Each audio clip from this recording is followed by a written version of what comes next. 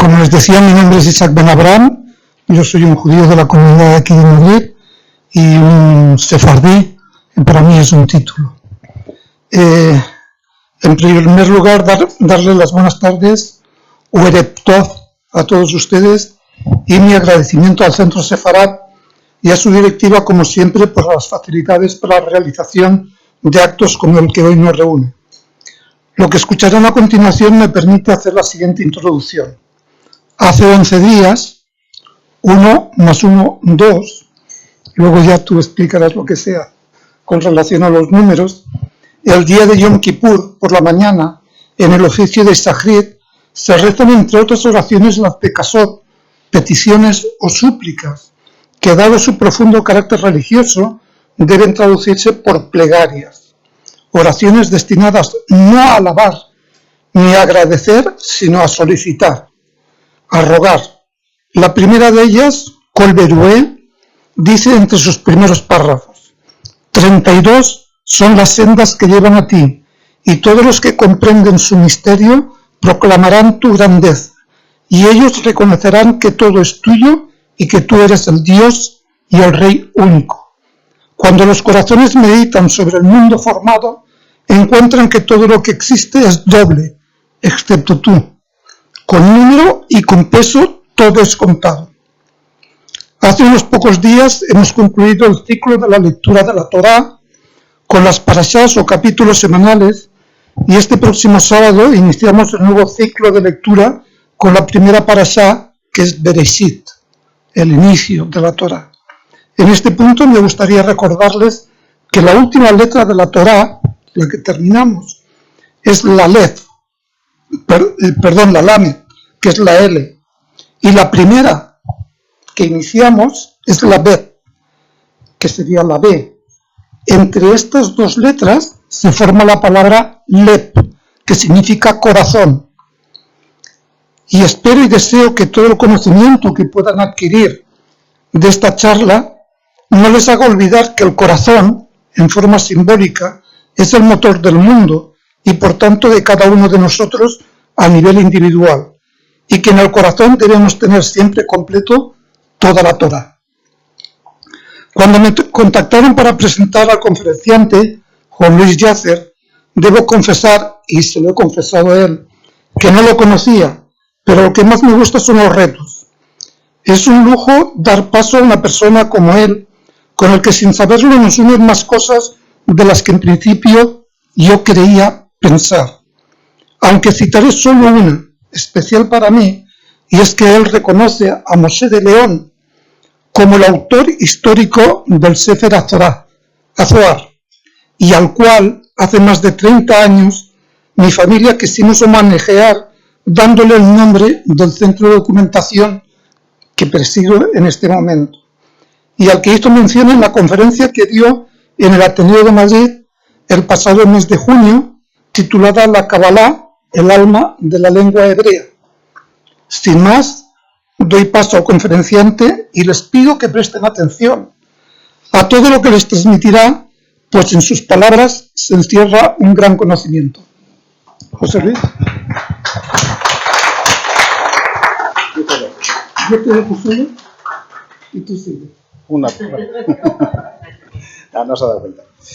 Bueno, pues muchísimas gracias, Isaac, por la presentación, y a todos vosotros, pues muy buenas tardes y gracias por asistir a esta conferencia. Bueno, lo primero que quiero decir es que para mí es un honor estar en esta casa, Sefarad Israel, con esos dos nombres de referencia tan significativos, y tener la ocasión de hablar de Kabbalah e inevitablemente también de hablar de la lengua hebrea, porque son dos compañeras inseparables. Y el título, seguramente ya lo sabéis, es Sefarad, los misterios de Sefarad Israel a la luz de la Kabbalah. Y a esas dos palabras voy a añadir otras dos. Una muy conocida y la otra no tanto. La más conocida es Yerushalayim. Yerushalayim es Jerusalén, todo suena. Y la otra menos conocida es Galut. Galut significa exilio, destierro, cautiverio. Y también designa a todas las personas que se encuentran en esas condiciones, ¿no? De exilio, destierro, cautiverio.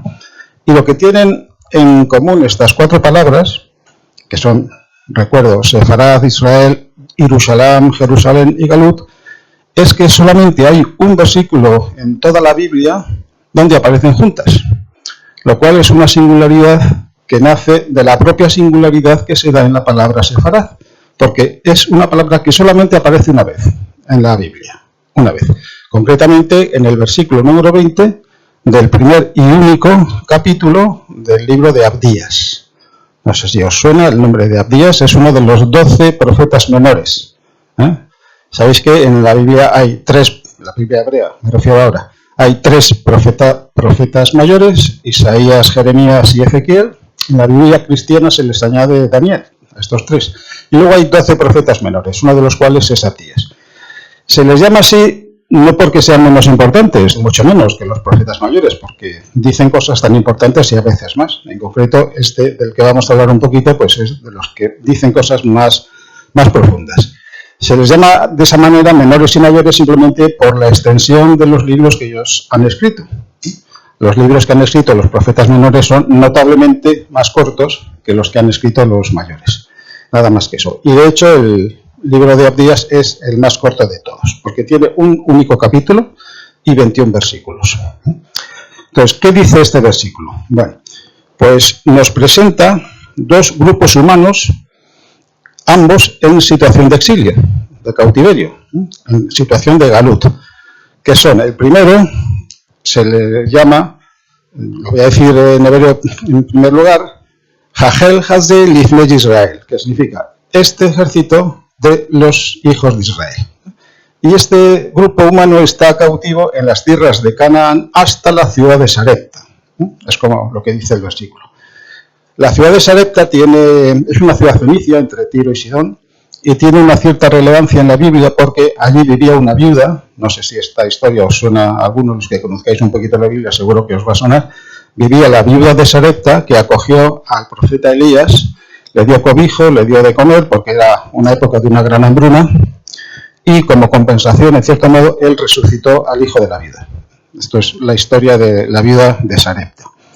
Y luego el segundo grupo humano, se refiere este versículo de Abdías, como los exiliados de Jerusalén que están en Sefarad. Galut Yerushalayim, Asher Bisefarad, los exiliados de Jerusalén que están en Sefarad. Y luego viene la parte final del versículo, que es la más importante, que tiene un cierto tono enigmático, porque dice, tomarán posesión de las ciudades del Negev. Tomarán posesión de las ciudades del Negev. Bueno, entonces, ante este versículo, pues cabe preguntarse, bueno, ¿y cómo podemos averiguar qué es lo que dice, no? Porque ocurre en la lectura de todos los libros proféticos que el lector se queda siempre con la sensación de que el autor, el profeta en cuestión, ha querido decir otra cosa de la que dice según el texto aparente. Entonces, eso nos lleva a reflexionar sobre quién es un profeta. ¿A qué tipo de ser humano le conviene o se adapta la calificación de profeta? Entonces, fundamentalmente, un profeta es alguien, puede ser hombre o mujer, aunque todos los profetas que aparecen en la Biblia se presentan como varones, lo cual no quiere decir que no haya mujeres profetisas. De hecho, las 2 más conocidas son Miriam, la hermana de Moisés y Aarón. Débora también aparece como profetisa y además es la única mujer que fue juez de Israel. Y luego hay otra mujer interesante que no es una profetisa exactamente, es una medium, se podría decir, o una hechicera, que quizá os suene, que es la pitonisa de Endor. No sé si os suena algo esta historia. No. Bueno, la menciono por lo siguiente. Esta mujer, que era pues una hechicera, una medium, como podríamos decir hoy, recibe la visita del rey Saúl disfrazado, para no ser reconocido obviamente, para consultar al profeta Samuel, que es el que le ha ungido como primer rey de Israel, porque el hombre está como muy agobiado porque tiene que enfrentar a un ejército de filisteos muy superior en número a su propio ejército. Entonces quiere pedir consejo a Samuel y se va a ver a esta profetisa para que invoque el espíritu de Samuel y le pregunte. Y hago la cita precisamente por esta acción de preguntar, porque la palabra Shaul, el nombre de este primer rey, deriva de una raíz Sha'al, que significa preguntar, precisamente. Con esto lo que quiero decir es que en la Biblia los nombres de todos los personajes bíblicos contienen el destino de ese personaje. El nombre no es, o es algo más que unos sonidos que identifican a la persona, sino que además contienen el secreto de su destino. Bueno, entonces, esto en relación a las profetisas que aparecen en la Biblia. Entonces, decía, un profeta es un ser humano que ha tenido una experiencia mística. Es decir, que ha hecho contacto con una fuente de revelación espiritual que le ha transmitido misterios acerca de la condición humana. Y esto es lo que distingue a la clasificación mayor-menor con criterios cuantitativos, que es lo que hemos visto antes, profetas mayores, pues los que escriben grandes libros muy extensos, y profetas menores los que escriben libros muy cortos. Pero desde un punto de vista más cualitativo, que atiende más a la cualidad que a la cantidad, hay otra distinción entre profeta mayor y menor, que consiste en el nivel de conciencia que el profeta ha tenido cuando estaba experimentando esa experiencia mística, cuando hacía contacto con una fuente de revelación espiritual. Entonces, de acuerdo a este criterio, el profeta mayor es aquel que es capaz de identificar esa fuente de revelación espiritual en sí mismo. Él sabe, lo sabe con absoluta certeza, que ha conectado con la mejor versión de sí mismo, lo que podríamos llamar su alma. En Kabbalah, al alma la llamamos Neshama. Neshama. Y al receptor de la revelación que otorga el alma, lo llamamos con la palabra Nefesh. Pero dentro de los profetas mayores hay todavía una clasificación mayor. El mayor de los mayores son capaces de identificar una fuente superior todavía a la Neshama, a la cual la llamamos Yehidá. Entonces, para distinguir una fuente de otra, decimos, la Neshama es una fuente de revelación de naturaleza espiritual, mientras que la Yehidá es otra fuente de revelación, pero ahora de naturaleza divina. Es simplemente una cuestión de elección terminológica. Espiritual es la manifestación, o lo espiritual es la manifestación de la divinidad, o la divinidad es la fuente de la espiritualidad. Entonces ahí tenemos tres palabras interesantes para designar a la entidad humana en su totalidad. La identidad suprema, la Yehidá, podríamos decir el espíritu, una instancia intermedia, la Neshama, el alma espiritual, y luego el receptor final de la revelación que proviene primero de la Neshama y más adelante de la Yehidá, espíritu Yehidá, alma Neshama, a la que llamamos la Nefesh, que podríamos llamarla la manifestación terrenal del alma, la máscara consciente del alma. Eso es lo que llamamos Nefesh. Pero claro, esta experiencia mística al profeta le resulta tremendamente comprometedora desde el punto de vista social, porque ningún profeta se puede presentar en la sociedad teocrática, autocrática, donde viven, con una casta sacerdotal muy celosa de la ortodoxia religiosa y de la ortodoxia política, porque ambas van unidas. Ningún profeta se puede presentar como alguien que ha tomado contacto con su inherente divinidad, ni siquiera con su inherente espiritualidad. Puede decir, yo estoy inspirado por la divinidad. La divinidad suprema se ha puesto en contacto conmigo, entonces tengo una misión que cumplir, porque me lo ha dictado la divinidad. Eso está permitido dentro de esa sociedad, presentarse como inspirado por Dios. Pero si yo me presento como profeta, como alguien que he tomado contacto con mi divinidad inherente, está en peligro de muerte. De hecho, lo más fácil es que no sobreviva a esa declaración. Yo soy un Dios encarnado en la materia. Aunque diga a continuación, y todos lo somos. Yo no poseo en exclusiva esa naturaleza divina intrínseca. Aunque diga eso, no está permitido en esas sociedades autocráticas y teocráticas decir, yo, en mi esencia última, soy un Dios, o tengo una naturaleza divina.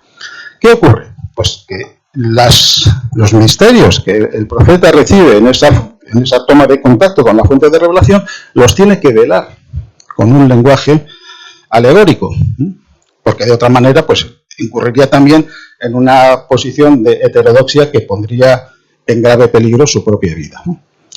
Y lo hace acudiendo a los recursos narrativos y expresivos que tiene el profeta, que son referencias geográficas, referencias históricas y luego referencias religiosas y políticas.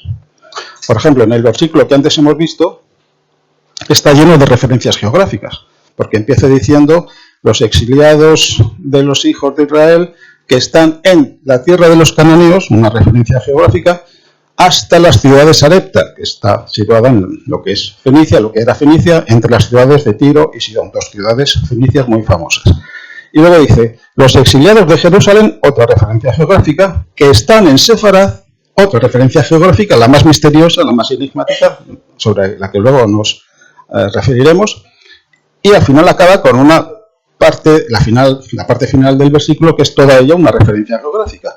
Tomarán posesión de las ciudades del Negev. El Negev, sabéis que es esa zona desértica situada al sur del reino de Judá, que acaba en una ciudad importante porque es un puerto donde acababan rutas marítimas. La ciudad se llama Elat, sobre el golfo de Acaba, que se abre al Mar Rojo, y ahí acababan rutas marítimas que provenían de los reinos preislámicos del sur de la península arábiga, que eran muy florecientes, ¿no?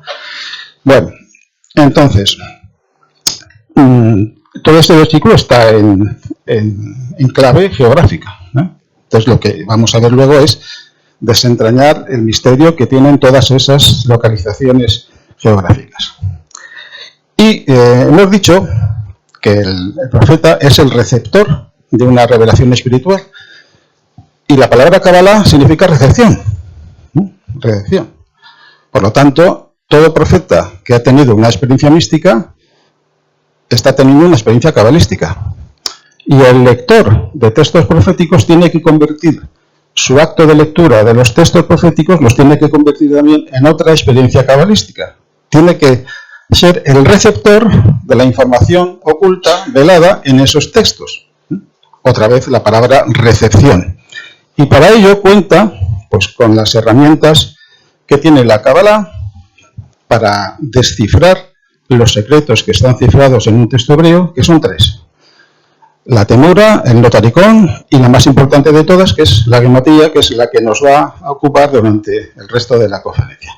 Entonces, para dar una información muy somera, la temura consiste en alterar el orden de las letras de una palabra para formar otra palabra. Eso es la temura, nada más. Por ejemplo, Sefarad. Con las letras de la palabra Sefarad, lo voy a escribir aquí y así estrenamos esta pizarrita que tenemos.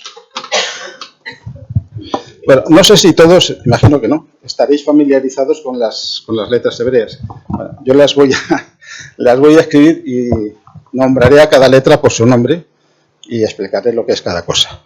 Sefarad se escribe de esta manera. A ver si logro no tropezarme.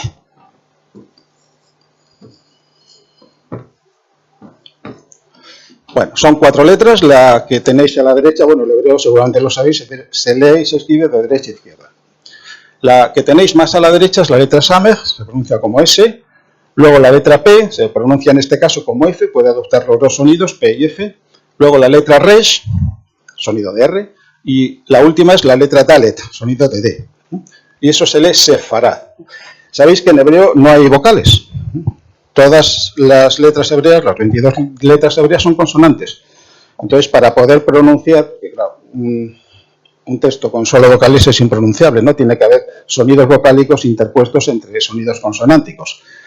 Para poder leer o para preservar la memoria de cómo se pronunciaba los textos hebreos, cómo se leía la Torá, en la segunda parte del primer milenio de la era común hubo un grupo de eruditos de la gramática hebrea que se llamaban los masoretas, que se dedicaron durante varios siglos a vocalizar toda la Biblia hebrea, a inventarse un sistema de signos tremendamente ingenioso, mediante el cual pues cualquier lector que no supiera, que no tuviera la memoria de cómo se pronunciaban los textos hebreos, leyendo, interpretando adecuadamente estos signos, pues sabría cómo se pronunciaba. En concreto, yo he dicho Sefarad. Se, hay una vocal E, A, ¿no? Una vocal E. Entonces, la primera vocal E, que es una E muy corta, pues se pone con 2 puntos en vertical, que es un Sheva. Luego, tengo 2 vocales A, Sefarad. La primera es un poco más larga, que es este simbolito parecido a una T pequeñita, y luego otro símbolo, que es un trazo horizontal. Bueno, un trazo horizontal que se llama pataj. Y yo acabo de darle una pataj a la pizarra. Bueno, Entonces, estábamos con lo de la temura. La temura consiste en alterar el orden de las letras para formar otra palabra. Entonces, si yo pongo ahora primero la palabra P, luego la letra P, la letra Resh, la letra Dalet y la letra Samej, tengo otra palabra que se llama Pardes. Pardes es una palabra de origen persa que significa jardín, huerto, un jardín amurallado, cercado por una valla, ¿no? Bueno, esto lo digo simplemente como ejemplo de temura. Se podría hablar mucho sobre el significado de Pardes, pero sería tema de otra charla. Y luego hay la otra técnica, se llama notaricón. El notaricón consiste en asumir que todas las letras de una palabra son las iniciales de otras tantas palabras. Por ejemplo, la palabra Pardes tiene 4 letras, ¿no? La P, la Resh, la Dalet y la Samej, y en algún momento alguien utilizó esas 4 letras para designar 4 niveles progresivos de interpretación de los textos bíblicos, de tal manera que la letra P es la inicial de la palabra Peshat, que significa la lectura literal, inmediata. La letra Resh es la inicial de la palabra Remez, que significa la impresión emocional que yo siento cuando leo un texto.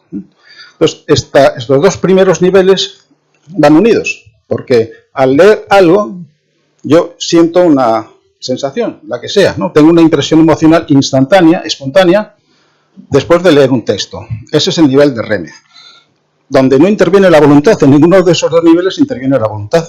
En el tercer nivel, que está representado por la letra Dalet, que es la inicial de la palabra Drash, que significa inquirir, utilizar el raciocinio, el intelecto, para tratar de comprender el sentido que tiene ese texto. Aquí ya interviene la voluntad.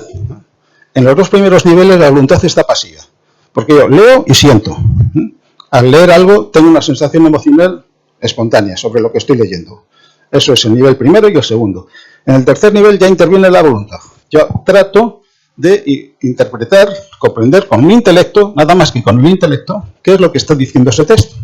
Luego viene el cuarto y último, que es el que representa la letra Samej, que es la inicial de la palabra Sod. Y Sod significa misterio, secreto. Entonces, mediante el uso repetitivo y sistemático del intelecto, de manera progresiva, el intelecto se transforma en la intuición, que es un poder cognitivo mucho más profundo que el intelecto. Y es mediante la intuición cuando captamos el sentido oculto de ese texto. Ese es un ejemplo de cómo se utiliza el notaricón. Entonces vamos a por la gematría, que es lo que nos va a tener ocupados durante el resto de la charla.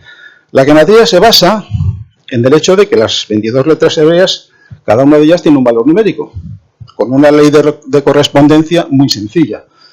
El primer grupo de 9 letras, desde la Aleph hasta la Tet, que es la novena, se corresponde con los 9 dígitos, 1, 2, 3 hasta 9. El segundo grupo de 9 letras, desde la Yod hasta la Tzade, se corresponde con las 10 decenas, 10, 20, 30 hasta 90. Y luego me quedan 4 letras, la Kof, la Resh, la Shin y la Tav, que se corresponden con las primeras 4 centenas, 100, 200, 300 y 400. Si quiero conseguir un tercer grupo de 9 letras, lo tengo fácil, porque en hebreo hay 5 letras que se escriben de manera diferente cuando ocurren a final de palabra, que son la Kaf, la Mem, la Nun, la Pe y la Tzade. Entonces, con esas 5 letras, en su grafía propia como letra final de palabra, se les adjudica las 5 centenas que faltan, desde el 500 hasta el 900.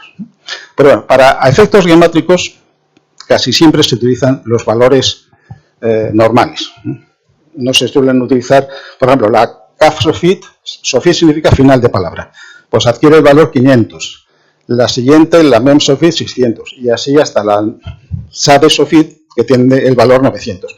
Pero yo por lo menos nunca los he utilizado estos valores, porque con los valores normales basta, y no sé si decir sobra, para encontrar el inmenso, o para comprobar y descubrir el inmenso poder revelador de misterios que tiene la gematría. Y algo de eso vamos a hacer hoy. Bien. Entonces, esa es la definición más sencilla de gematría. Pero luego está una segunda interpretación mucho más profunda, que sería lo siguiente. ¿Qué hacemos para descubrir el aspecto oculto de un texto? Pues simplemente lo desnudamos. Le quitamos la envoltura externa. Eso significa que convertimos un texto de palabras, lo convertimos en un número. Convertimos palabras, una sucesión de palabras, lógicamente encadenadas por las reglas gramaticales y sintácticas de la lengua que sea, en este caso el hebreo. Pasamos de texto verbal a número, a un número. Fijaos, los números son entes invisibles. Nadie ha visto un número. ¿Alguien está de acuerdo o no, está en desacuerdo en esto que acabo de decir? Nadie nunca jamás ha visto un número. Por ejemplo, si yo miro mis manos, ¿qué veo? Veo 10 dedos, pero no veo el número 10. Si miro una estantería con 10 libros, ¿qué veo? 10 libros, pero no veo el número 10. Si miro un jarrón con 10 rosas, veo 10 rosas, no veo el número 10. Es decir, los dedos de mi mano, los libros de la estantería y las rosas que hay en el jarrón comparten la misma cualidad oculta, el número 10. Pero el número 10 no lo veo nunca, veo cosas. Y si alguien tiene todavía dudas sobre esto, imaginaos el pasajero del autobús número 10 que está en su parada esperando que venga el autobús número 10. Entonces, cuando ve arriba un 1 y un 0, dice, este es el mío, ahí me subo. Pero imaginaros ahora, y esto es un experimento mental que nunca va a ocurrir en la vida real, pero bueno, los experimentos mentales son muy útiles. Imaginaos que a alguien de la IMT pues se le va un poco la cabeza y dice, a partir de mañana los números que marcan o que identifican las líneas de los autobuses se van a expresar en código binario, en vez de en el sistema decimal. Y pone en cada parada una lista para que la gente sepa qué número corresponde en código binario al mismo número en código decimal, en sistema decimal. Entonces, tenemos a nuestro pasajero del autobús número 10 que va a la parada y mira y dice, ostras, 10 igual a 1010. Esto, bueno, pues nada, ya no es el número 10 ya no está representado por un 1 y un 0, como ocurre en el sistema decimal, porque en el sistema binario el número 10 es 1010. En el sistema binario solamente hay unos y ceros. Y un 1 y un 0 en el sistema binario es el número 2. Por lo tanto, si este pasajero se olvida de ese cambio, ve llegar un autobús con un 1 y un 0 arriba y dice, este es el mío, y se sube al autobús número 2. ¿Por qué? Porque las apariencias engañan. Es decir, el número 10 no tiene una única grafía. ¿Por qué es invisible? Es un ente sobrenatural, un ente sagrado. Y ahí quiero ir. Los números son cosas sagradas. Por lo tanto, el aspecto sagrado de un texto está representado en su número. Y esto nos da pie para definir la geometría de una manera mucho más profunda que la simple suma de los valores numéricos de las letras que componen una palabra y lo mismo con una frase. ¿Cómo se puede definir la geometría? Bueno, pues se puede definir como el arte y la ciencia, porque intervienen actividades de tipo artístico y actividades de tipo científico. De tipo artístico, porque interviene la intuición, la sensibilidad intuitiva, para captar cosas que el intelecto no ve. Y también es una ciencia, porque interviene el sentido lógico, la capacidad de razonar de manera lógica. Entonces, es el arte y la ciencia de identificar correctamente las relaciones significativas que hay entre dos o más frases que participan de la misma cualidad oculta. Toma ya. ¿Qué significa que haya dos o más frases que participen de la misma cualidad oculta? Pues que tengan el mismo valor numérico, sencillamente. Porque hemos llegado al acuerdo de que los números son entes invisibles, entes sagrados. Entonces, esa es la mejor definición posible que se puede dar de geometría. Lo voy a repetir, por si acaso no habéis pillado toda la profundidad que tiene la definición. Es el arte y la ciencia de identificar correctamente las relaciones significativas que se pueden encontrar entre dos o más frases o palabras que tienen en común la misma cualidad oculta, o sea, el mismo número. Y a partir de esa participación de dos o más frases en esa cualidad oculta, se pueden encontrar los misterios encerrados en una frase que hemos tomado como referencia.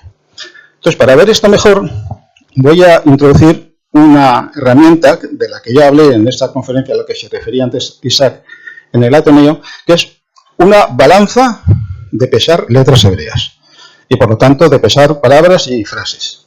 Es una balanza que tiene tantos platillos como yo quiera. Y en cada platillo hay una pantallita que me dice exactamente el peso de la letra de la palabra o de la frase, o sea, su valor numérico. Y luego hay una pantalla que me da, o que me dice, si la balanza está en equilibrio o no. La balanza estará en equilibrio cuando en todos los platillos tenga palabras o frases que todas pesen igual, que tengan la misma cualidad oculta, que tengan el mismo valor numérico. Entonces en esa pantallita aparecerá un 0. Eso me dice que la balanza está en equilibrio. ¿De acuerdo?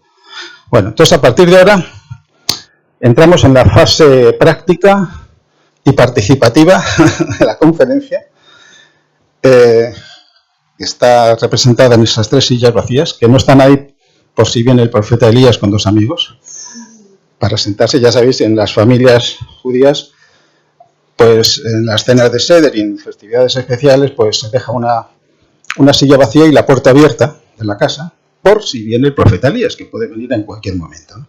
Bueno, pues estas 3 sillas están pensadas para 3 voluntarios que voy a pedir, 3 voluntarios entre vosotros, que tengan una calculadora en su teléfono móvil. Yo creo que todos tenéis un teléfono móvil con una calculadora. Entonces, 3 valientes y aguerridos voluntarios que se pueden acercar, y luego os explico en qué va a consistir esta... ¿Te llamas tú? Muchas gracias. ¿Tú te llamas? Miguel. Muchas gracias. Y me falta una tercera voluntaria, a ser posible, que ocupe la tercera silla. Elías, sí, claro. Pero Elías en clave femenina. ¿No tenemos una voluntaria? Venga, alguien que se anime. Bueno, mientras se anima la tercera voluntaria, os voy a explicar vuestro cometido, que es lo siguiente.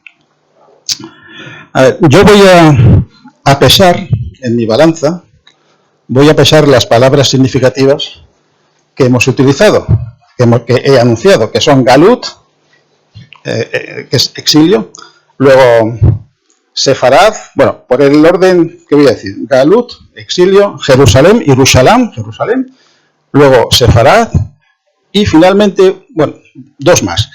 Pesaré la parte final del versículo de Abdías, que hemos dicho, las ciudades del sur, haré Hanekev, eso significa las ciudades del sur, y seguramente alguna más. Entonces, cada palabra de esas tiene...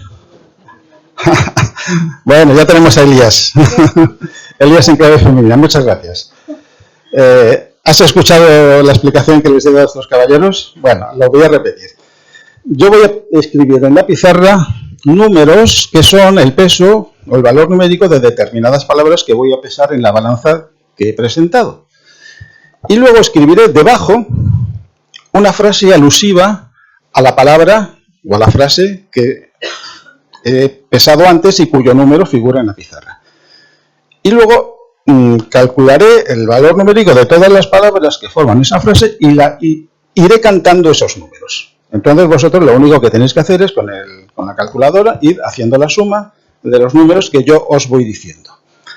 Y si coincide la suma que vayáis a obtener con el número que está, todavía no hay nada, que estará en la pizarra, entonces levantéis la mano del brazo. Por no más de 2 segundos, no tenéis que quedaros mucho más. ¿Se ha entendido? Sí, señor. No es muy complicado, ¿verdad? Vale. Bueno, pues vamos a empezar con la palabra galut. Voy a borrar esto.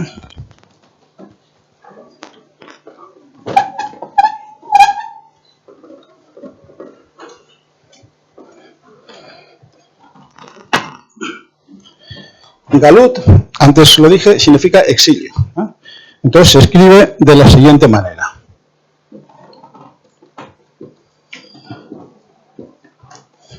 Esta letra es una Gimel, una Lamed y una Taf. Entonces la pongo en mi balanza y leo lo que figura en la pantalla y encuentro que vale eso 433. Este es el primer número de referencia que vais a tener en cuenta. 433.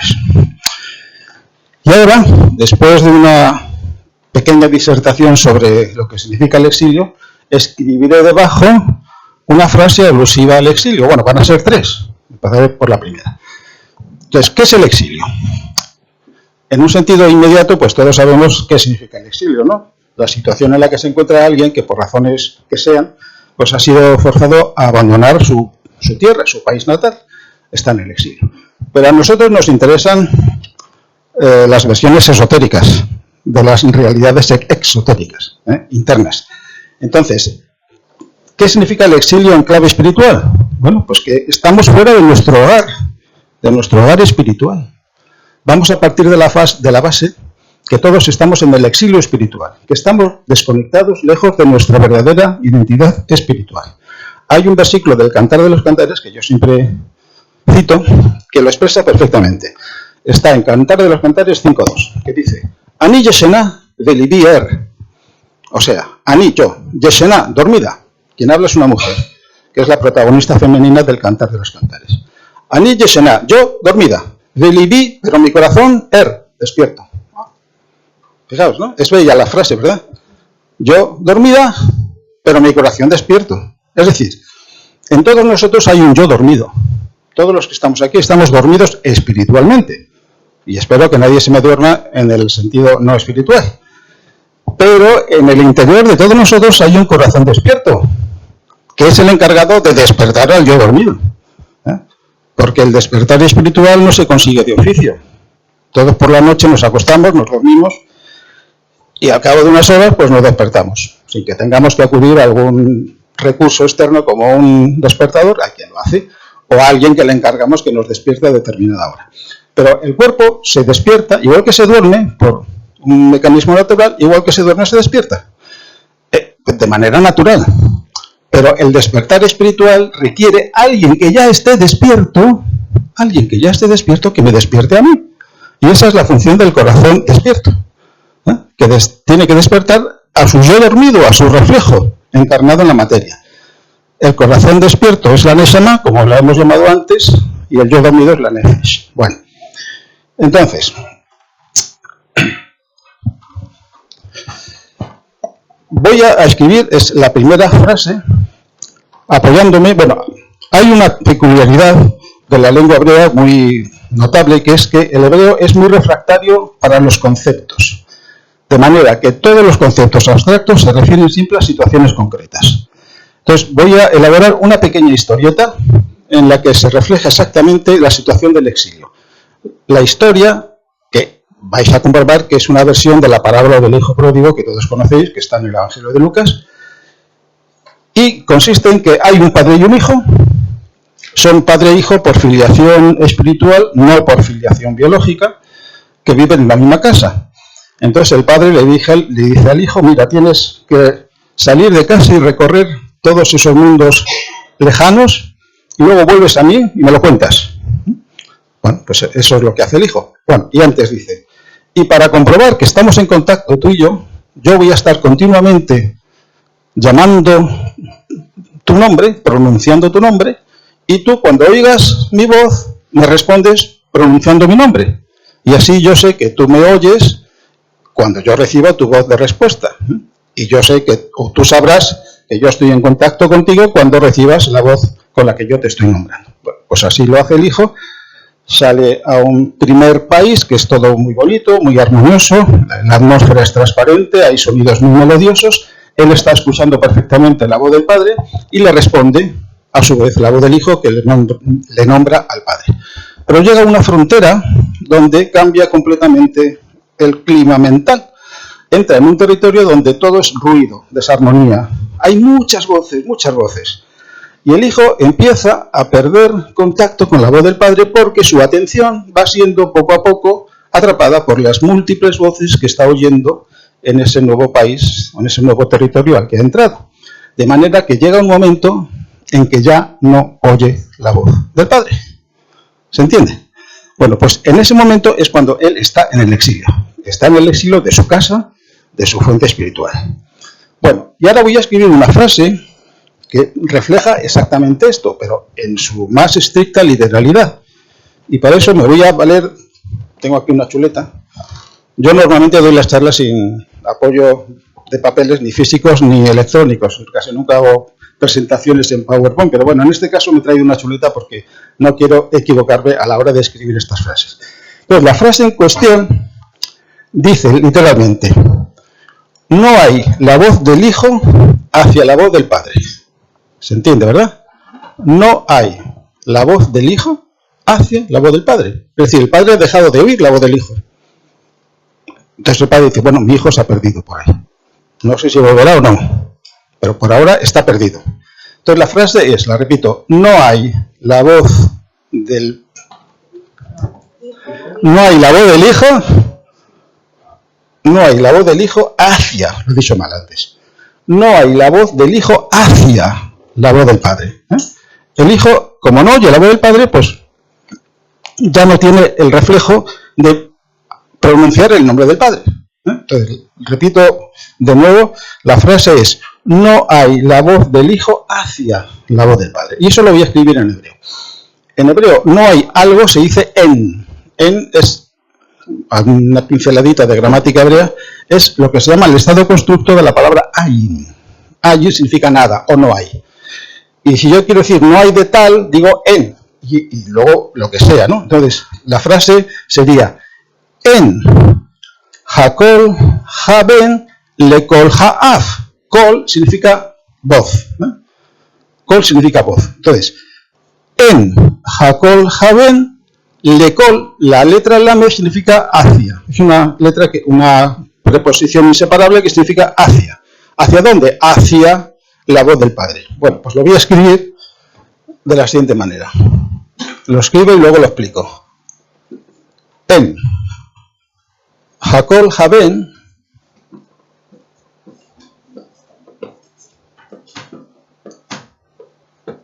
lekol haaf.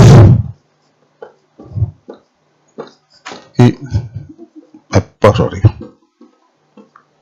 bueno, voy a explicar lo que es cada una de estas letras, que no entenderéis nada, tal y cual está escrito aquí, pero yo os lo explico. Esto se pronuncia en, significa no hay. ¿Qué no hay? Hakol, kol es voz. La G, que es esta letrita de aquí, es el artículo. No hay la voz. ¿De quién? Del hijo. Haben, otra vez la G, que es el artículo, ben es hijo. No hay la voz del hijo, y luego tengo la letra lamed, que significa hacia. Es una letra que implica direccionalidad. ¿Hacia dónde? Hacia la voz, le kol, esto se pronuncia, esta palabra es la misma que esta, kol. Ha'af, ja, otra vez el artículo, y af es padre, es la primera y la segunda letra del alefato. Alef bet, padre. Bueno, y ahora entráis en juego vosotros. Yo voy a ir cantando una serie de números, que son los valores numéricos de todas estas palabras que hay aquí. Entonces, si el número que obtengáis coincide con este, recuerdo, 433 es la cualidad oculta de la palabra galut, exilio, ¿verdad? Entonces, si el valor obtenido al sumar los números que yo os lo voy a ir cantando ahora es 433, levantéis el brazo, 2 segunditos, y esa es la prueba de que esta frase participa de la misma cualidad oculta que la palabra galut, exilio. O sea que esa frase es una buena descripción de lo que es el exilio, ¿no? Cuando en la voz hacia el Padre no está la voz del Hijo. Bueno, entonces los números son los siguientes: 61, 141, 57, 166 y 8. ¿Vale? El más rápido ha sido... Perdón, ya no me olvido de tu nombre. Jonathan, sí. Oh, y eso que la calculadora es rápida. Sí, no, si me lo creo. A ver, Miguel. ¿Lo estás haciendo mentalmente el cálculo? 61 más 48. Pero chico, utiliza la calculadora, mi arma.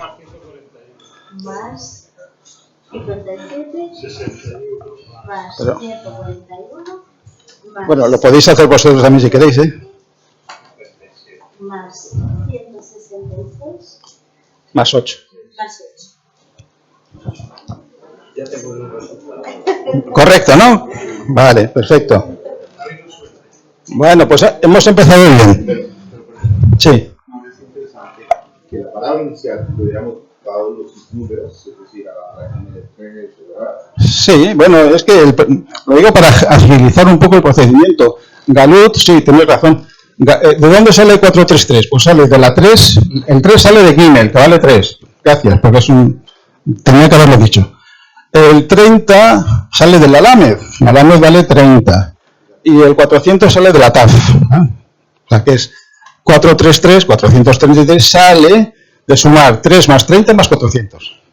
Gracias, Jonathan, porque se me había pasado decirlo. Bueno, entonces hemos triunfado, ¿no? En la primera. Bueno, ¿ahora qué ocurre? Del exilio se sale. El exilio no es una condena eterna. Se puede salir. Entonces, ¿cuándo se sale? Pues cuando el corazón adquiere la cualidad del corazón pobre. Esto suena raro, pero lo voy a explicar. ¿Qué significa un corazón pobre? Pues se trata de una pobreza mística, si queréis.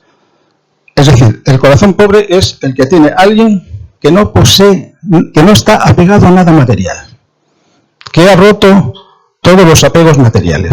Se dice de él que tiene un corazón pobre. ¿Eso se ha entendido? Bueno, pues ahora, la frase que vamos a escribir afirma que en el hijo ha surgido el corazón pobre. Es decir, el hijo, una vez que toma conciencia de que está en el exilio, pues se revela, porque en él hay un instinto espiritual superior al sufrimiento del exilio, que al final se sobrepone a los apegos materiales que pueda tener. Entonces, de manera progresiva, va deshaciendo apegos, y a medida que va deshaciendo apegos, va reduciendo el ruido interno. Recordad, el hijo sale de la casa del padre, penetra en un territorio al principio pues muy bonito, con sonidos muy melodiosos que no le impiden oír la voz del padre para nada. Él contesta con su propia voz, pero luego entra en un territorio caótico, ruidoso, y ahí ya se acaba la conexión entre el padre y el hijo. Pero el hijo en un momento dado se rebela contra esa situación. Todavía no sabe, no se acuerda de que salió de la casa del padre, en un tiempo atrás muy lejano. Pero progresivamente va reduciendo el nivel de ruido interno, de manera que la voz del padre se va haciendo patente en su mundo interno. Hasta que llega un momento en que reconoce la voz del padre y se acuerda. Si yo salí de la casa del padre hace tiempo y me encargó que volviera otra vez a la casa, ¿no? Después de haber recorrido todos estos mundos. Bueno, pues vamos a ponerlo otra vez en una frase. Entonces, la frase es la siguiente. Hay corazón pobre del hijo. Nada más. Fijaos, esta frase he empezado con la negación. No hay. No hay. No hay la voz del hijo hacia el padre. La voz del hijo hacia el padre se ha extinguido. Porque el hijo no oye la voz del padre. Porque está totalmente aturdido por las múltiples voces de ese país al que ha ingresado. Pero poco a poco, como acabo de decir, se va desapegando, va reduciendo el nivel de ruido interior y empieza a oír poco a poco la voz del padre. Bueno. ¿De dónde sale? ¿Perdón? Estas frases. Me las he inventado yo. Sí. ¿Sí? ¿Están en los textos canónicos? No. Bueno, ni falta que hace. Ni falta que hace. Luego he mencionado la frase de Abdías 1.20 que sí está en los textos sagrados. Calculando que... Hombre, claro, naturalmente. No, geometría no, gematría. Estoy construyendo frases que tienen la misma cualidad oculta que la palabra galut. Claro. Con la intención de que esa frase describa el significado de la palabra galut. Vamos a ver.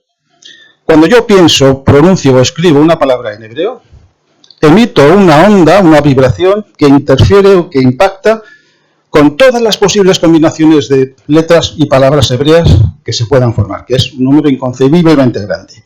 Y aquellas que están en sintonía, en resonancia con la frase que yo he pensado, simplemente me bastaría pensarla, decirla o escribirla, resuenan por simpatía. Entonces, la tarea del investigador de los textos hebreos consiste en desarrollar en sí mismo la cualidad parecida a la del zahorí. Un zahorí es alguien que ha desarrollado la sensibilidad de saber dónde hay una veta de agua, dónde hay un tesoro escondido. Entonces, el lector que ha desarrollado en sí mismo esa misma cualidad es capaz de recibir de todas las, no infinitas no, pero muchísimas frases que se pueden construir, entre ellas esta y la que voy a escribir ahora y la que escribí antes. Hay muchas más, pero tiene que seleccionar aquella que aporta iluminación, que aporta claridad a la frase inicial o al número inicial. La frase inicial, que en este caso es una palabra, es galut, exilio. Y de las muchas frases posibles que se puedan construir de tal manera que compartan la misma cualidad esencial, 433, hay una, seguramente hay más, pero basta encontrar una para que yo encuentre el sentido profundo que tiene el exilio. Y una de ellas es esta. No hay la voz del Hijo hacia el Padre. No hay la voz del Hijo hacia el Padre. Y eso se desprende de esa especie de narración que es una variante de la parábola del Hijo Pródigo que seguramente todos conocéis. En Hakol, Haben, Leaf. Bueno, pues ahora voy a escribir, bueno, no sé si te he convencido. Vale. Bueno, tampoco quiero convencerte, ¿eh? Te aporto. Vale. Bueno, la frase ahora es: hay corazón pobre del Hijo.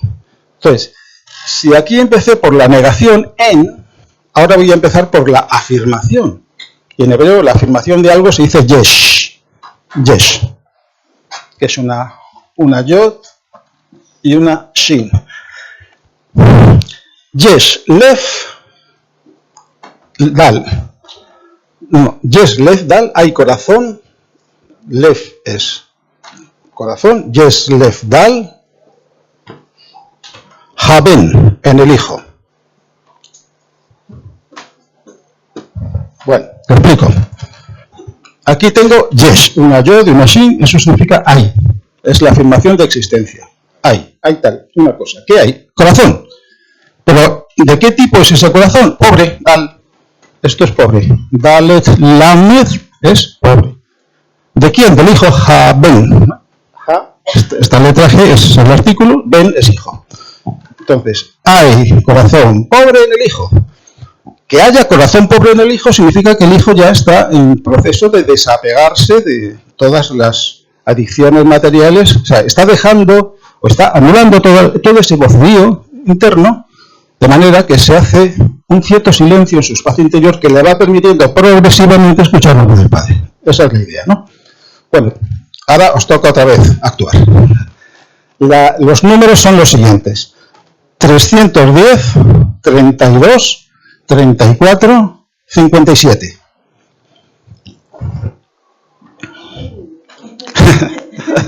Hemos tenido suerte. ¡Oh, qué bien! Bueno, parece que seguimos triunfando. Bueno, ¿qué quiere decir esto? Pues quiere decir que esta frase, que bueno, que no es que yo me la haya inventado, a lo mejor antes te he respondido de una manera un poquito así precipitada. Existe, esa frase existe previamente a mi invención. Yo la he descubierto, no la he inventado.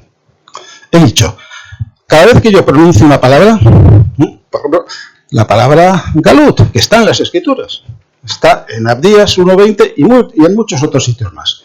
Cada vez que pronuncio la palabra galut, estoy emitiendo una energía ajustada al número 433. Y todas las frases que tengan la misma frecuencia empiezan a resonar. Igual que si yo tengo aquí un diapasón, lo golpeo y tengo aquí otro diapasón ajustado a la misma frecuencia, espontáneamente absorbe la energía y vibra. Y yo lo escucho. Esa es la idea. Entonces, esta frase, antes dije, antes dije, me la había inventado, pero no, la he descubierto, como quien descubre un tesoro. Repito, el lector de textos hebreos tiene que desarrollar la cualidad del zaori, ser capaz de captar la vibración que le llega del texto y descubrir a qué frase pertenece esa vibración. ¿Se entiende esto, más o menos?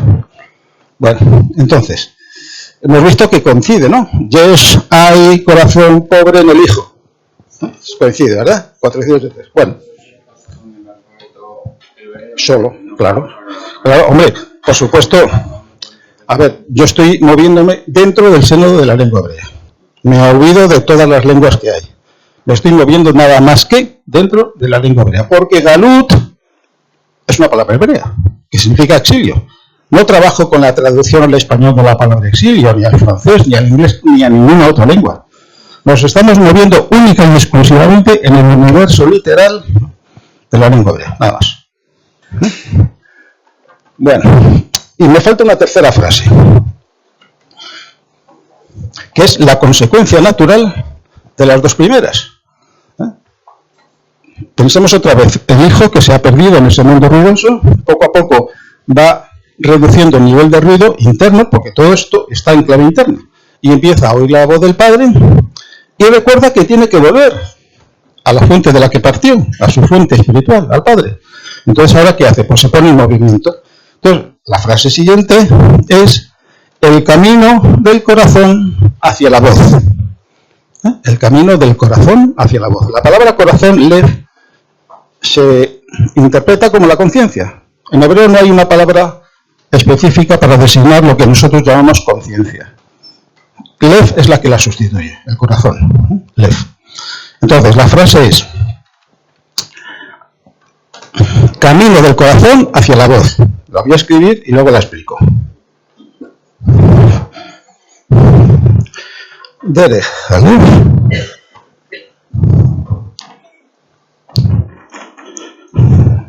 El Hakol.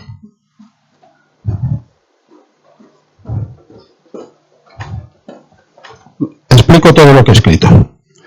Esto se lee Derech. Derech es camino. Digo las letras que hay aquí, para que sepáis. Una Dalet, una Resh y una Kaf Sufit. Esta es la letra Kaf, tal y como se escribe al final de palabra, que es diferente. En otra posición cualquiera se escribe de esta manera, pero al final de palabra se escribe así. Derech Halev, esto ya lo sabemos. La letra G es el artículo, Lev, corazón. Halev. El es una preposición que significa hacia. El camino del corazón hacia el ha, el artículo otra vez, el hakol, hacia la voz. Porque ya oye la voz del Padre. Entonces, su corazón, o sea, su conciencia, se va moviendo, no es un movimiento así físico, ¿no? Como cuando yo me muevo por una superficie física, ¿no? Es un movimiento interno. El movimiento de mi corazón hacia la voz que ya empiezo a escuchar. Que ya estoy empezando a escuchar. Bueno, pues nada, otra vez os toca.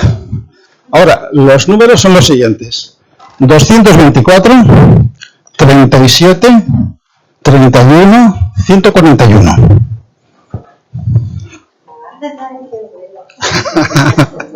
Magia. Bueno, esto está ya preparado, vamos, que decir, que yo juego sobre seguro porque sé que es así, pero bueno, siempre queda ahí como un puntito, ¿no? Hay que hacerlo. Bueno, ¿qué quiere decir eso? Pues quiere decir que esta frase tiene la misma cualidad oculta que esta otra y que esta otra. Pero no nos tenemos que quedar en la apariencia de estas tres coincidencias vibracionales, sino tenemos que ver qué es lo que significan cada una de esas frases. La primera frase me dice la condición del exilio. No hay la voz del hijo hacia el padre. El hijo ha perdido la memoria, se ha olvidado de que tiene que llamar al padre. ¿Por qué? Porque está obsesionado o está atrapado en el vocerío de ese mundo al que ha accedido. Entonces no hay voz del hijo hacia el padre. Eso describe perfectamente la condición del exilio, de Galut. Segunda frase, que es la etapa intermedia, que es la reconversión. Eso se expresa en otra palabra que a lo mejor luego la analizaremos con esta misma técnica, que es Teshuvah. ¿Os suena, verdad? Teshuvah. ¿No? Pues Teshuvah significa retorno, arrepentimiento. Viene de la raíz Shuv, ¿qué significa eso? Retornar. Y ahí viene Teshuvah. Bueno. Entonces, el hijo que experimenta la Teshuvah significa que se empieza a acordar de dónde viene, de su fuente espiritual, y entonces se emprende el camino de retorno, la Teshuvah. Y eso lo expresa perfectamente esta frase. El camino del corazón hacia la voz. Y estas tres frases participan de la misma cualidad oculta. 433. ¿De acuerdo? Bueno, pues ahora vamos a pasar a otra palabra. Voy a borrar esto.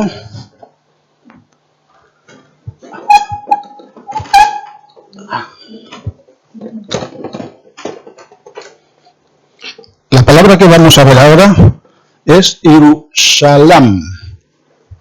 Yerushalam es Jerusalén. Bueno, esto tarda un poco más de lo que me gustaría. Sí, adelante. Rabinos, Gracias. cuando están estudiando la Torah y están tan concentrados, ¿están haciendo un poco esto? No tengo ni idea. No tengo contacto con rabinos, no te puedo contestar, no lo sé. Sí, seguramente que sí, pero vamos, las escuelas rabínicas, las Teshivot, más bien utilizan el tiempo en estudiar el Talmud, es lo que hacen, leer Talmud y comentarlo, y así se pasan horas y horas. Alguno que otro, como una actividad personal, pues se dedica a hacer estas cosas, pero no te puedo abundar más en la respuesta.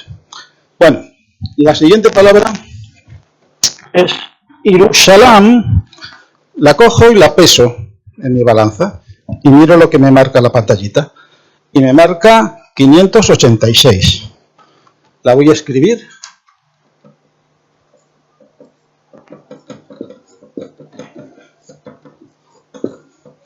Yerushalam.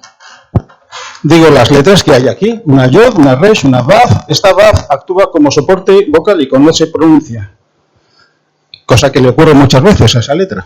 Una shin, una lamed y una mem sofit. Mem sofit significa cómo se escribe la letra mem, que en cualquier otra posición se escribiría de esta manera. Cuando ocurre al final de palabra se escribe como un cuadradito.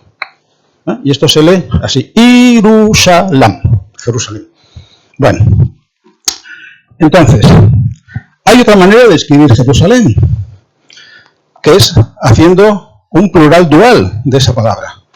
Entonces se diría Yerushalayim. Yerushalayim.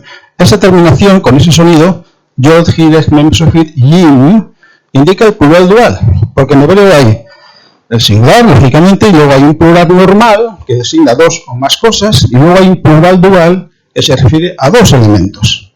Por ejemplo, todas las partes del cuerpo que se dan por pares se enuncian como un plural dual. Enayim, los dos ojos. Oznayim, los dos oídos. Sefatayim, los dos labios. Yadayim, las dos manos. Birkayim, las dos rodillas. Rajlayim, los dos pies. Todos son duales, porque tenemos esos órganos, ojos, oídos, labios, rodillas, manos, pies, por duplicado.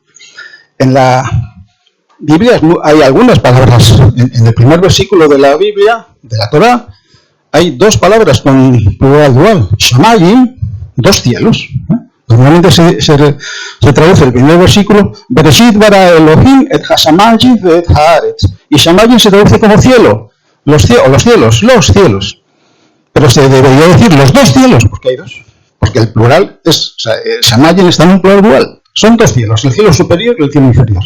Y luego, en el relato del segundo día, cuando se produce la separación de las aguas, bueno, en el segundo versículo del primer capítulo también se dice a continuación, Beruach Elohim merajefet al pene hamayim.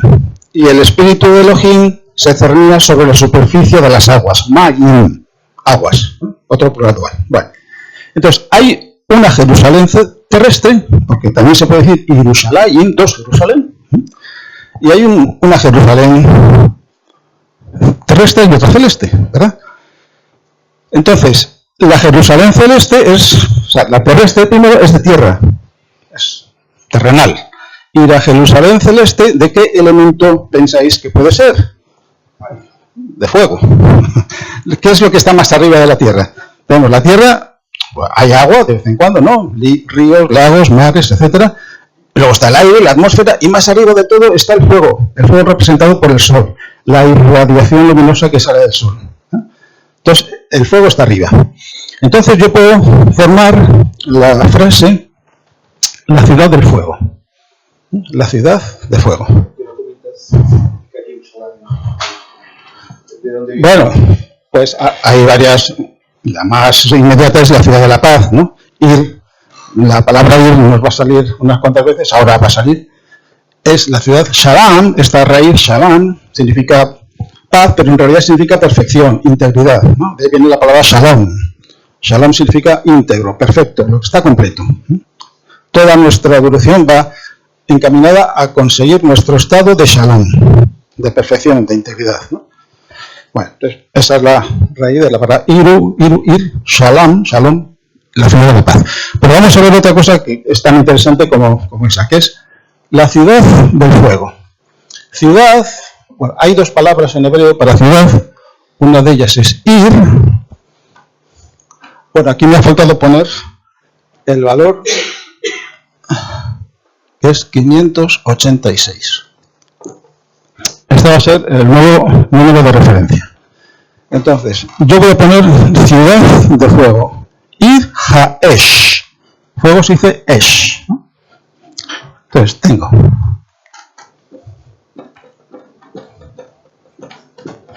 Bueno, ¿qué tengo aquí? Pues tengo ir, esta letra se llama ayin. Ayin es la única consonante muda junto con la alef, de las 22 del alefato hebreo. Una yod y una resh, ir, ciudad. Otra vez tengo el artículo, G, la letra G. Y esh, una alef y una shin, es esh, que es fuego. Bueno, entonces, los números ahora son los siguientes. 280, 306. Esta es muy facilita. Ya. Correcto, ¿no? ¿Tú coincides, Miguel? Sí. Muy bien. Bueno, pues seguimos triunfando. Es decir, Jerusalén es la ciudad del fuego. La ciudad del fuego. Pero hay más posibilidades. Ahora yo voy a emitir la hipótesis razonable y verosímil y voy a introducir una nueva palabra, que es la palabra makom. ¿Os suena? Makom. Makom. Una palabra muy poderosa. Makom. Se escribe con una mem, una kof, una voz y otra mem sofit. Significa lugar, pero no un lugar cualquiera. Y vamos a verlo. Empiezo con el sonido de M y acabo con el sonido de M. Cuando yo pronuncio la M, ¿qué hago? Cierro los labios. Y acabo con otra M. Acabo cerrando los labios. Es decir, es una palabra que empieza con una clausura y acaba con otra clausura, lo cual me está indicando un espacio interior, íntimo. No es un lugar como este. Este es un lugar compartido por todos los que estamos aquí. Pero Makom significa un lugar interior, nuestra subjetividad, nuestro espacio privado, íntimo, donde solamente nosotros podemos entrar, nada más, ¿no? Eso es lo que significa Makom. Bueno, entonces yo voy a emitir la conjetura, todavía no es una hipótesis en matemáticas. Una declaración que no ha sido demostrada se dice que es una conjetura. Cuando se demuestra ya es un teorema, ya verificado. Bueno, emito la conjetura de que el lugar del alma es el Makom. No sé si me habéis entendido. Voy a formar la expresión Makom Haneshama, el lugar del alma. Makom Haneshama. Porque intuyo que Jerusalén también significa el lugar del alma, es decir, significa el estado de conciencia propio de eso que llamamos el alma. Entonces voy a formar la frase siguiente. Makom Han Neshama. Neshama ya sabéis que es el alma. Makom Han Neshama. El número de referencia es el mismo, 586. Y ahora solamente hay dos numeritos que sumar, que son 186 y 400. Este es el más fácil de todos. 586, ¿verdad? Bueno, ¿qué quiere decir? Luego, estas coincidencias numéricas, pues hay que interpretarlas luego. No basta con decir, ¡ay, qué bonito, qué coincidencia, qué gusto da! No, está bien, pero luego hay que interpretarlo. ¿Qué quiero decir con esto? Pues que la palabra Jerusalén, aparte de lo que significa para todos nosotros una ciudad que está localizada en un determinado punto de la Tierra, representa otra cosa, esotéricamente. Yo puedo decir, Jerusalén es una ciudad de fuego. Bien, pero eso todavía es un poco como etéreo, ¿no? Ciudad de fuego. ¿Qué significa una ciudad de fuego? Bien, queda bonito, pero ¿qué significa? Bueno, pues significa eso, el lugar del alma. el estado de conciencia del alma. Y vamos a recordar otra vez lo que dijo el profeta Abdías en su versículo. Decía: los exiliados de Jerusalén que están en Sefarad, todos nosotros somos exiliados de Jerusalén. De la Jerusalén interna, no de la Jerusalén física. Porque hemos llegado a comprobar que Jerusalén es el Macón del alma. Es el estado interno del alma. La conciencia, la naturaleza del alma es el Macón del alma. Macón Hanishama tiene la misma cualidad oculta que la palabra Yerushalayim. Entonces, cada vez que vengamos o que oigamos Jerusalén, tenemos que representarnos el estado de conciencia del alma, del cual yo estoy exiliado. Y eso el profeta Abdías, que era un profeta mayor, cualitativamente es un profeta menor porque escribió el libro más corto de todos los que hay en la Biblia. Pero era un grandísimo profeta mayor porque intuyó, comprobó, tuvo una experiencia mística que fuera, es un personaje del que no se sabe prácticamente nada. Ni siquiera se tiene la certeza de cuándo vivió. Hay algunos que lo sitúan en el siglo IX, antes de la era común, otros durante el cautiverio y otros después del cautiverio. O sea que hay una incertidumbre bastante grande. Y no se sabe nada de él, cosa que nos da lo mismo. Lo que importa es lo que él transmitió. Y todo esto que estamos viendo es lo que el profeta Abdías recibió en su experiencia mística, acerca de los misterios de la condición humana. Bueno, Macón Haneshama, el lugar del alma. Bueno, pues todos estamos en el exilio de Jerusalén. Y ahora vamos a enfrentar la palabra más misteriosa de todas, que es Sefarad, que es el lugar donde estamos todos. Sí, gracias. Fijaos, recuerdo otra vez lo que dice el versículo este de Abdías. Galut Yerushalem Asher bi Sefarad. Significa los exiliados de Jerusalén que están en Sefarad. Que están en Sefarad. O sea que todos estamos en Sefarad. Como exiliados del estado de conciencia del alma, estamos ¿dónde? En Sefarad. Pero no en la Sefarad física. Ahora hablaremos del simbolismo de ese territorio que se conocía como Sefarad, o sea, la península ibérica, sino de la Sefarad interna. Entonces, Sefarad, como acabo de decir, pues se llamaba con ese nombre al extremo occidental del mar Mediterráneo, a las tierras más situadas al occidente del mar Mediterráneo. Y las tierras situadas más al oriente del mar Mediterráneo era lo que se llamaba el Levante, que era la fracción meridional del llamado creciente fértil. No sé si os suena esa expresión. El creciente fértil es una zona que tiene más o menos la forma de una luna en fase creciente, que empieza o acaba, según el recorrido, vamos a empezar al este.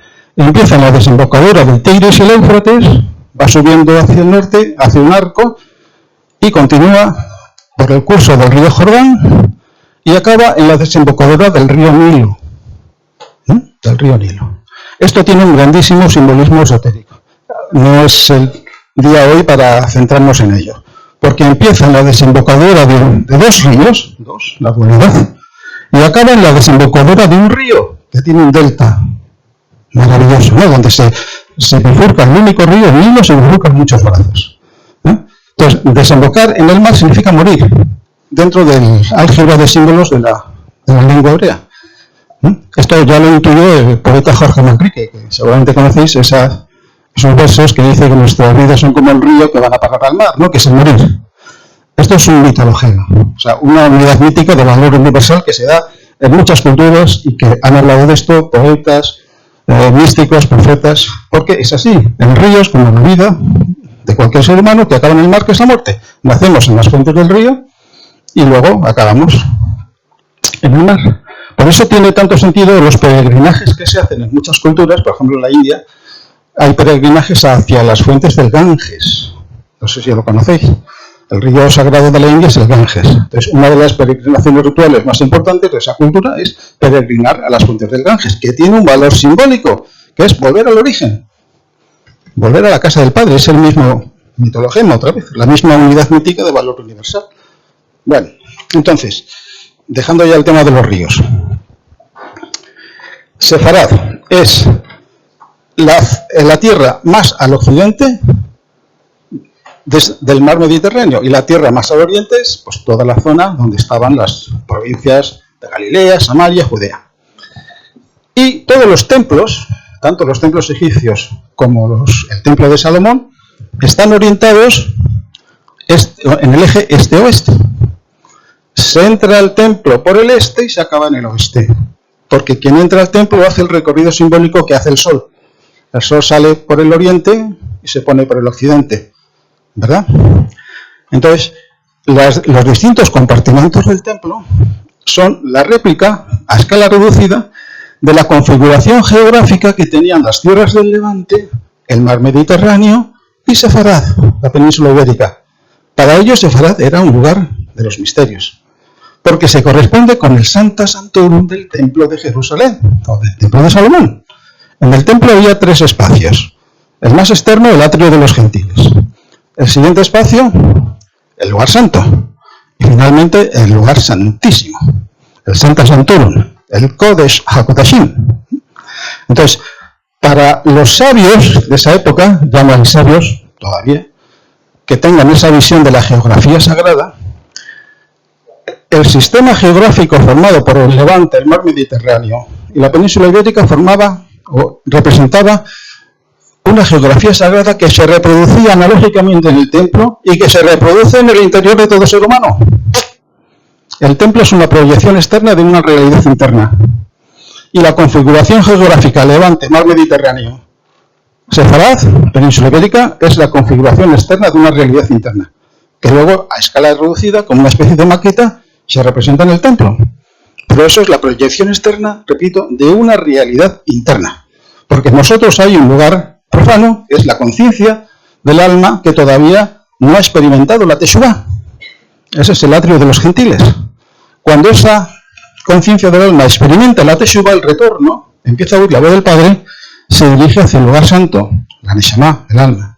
Pero ahí no se acaba el recorrido. Ahí no se acaba el recorrido. Porque hay una instancia superior, que es la fuente de la que proviene la Neshama, que es lo que hemos llamado la Yehidá. Yehidá, de una raíz hebrea que significa unir, Yahad, unir. Curiosamente, la palabra Neshama viene también de una raíz, bueno, curiosamente no, es así, como está organizada la lengua hebrea, Neshama proviene de la raíz Nasham, que significa respirar. Respirar.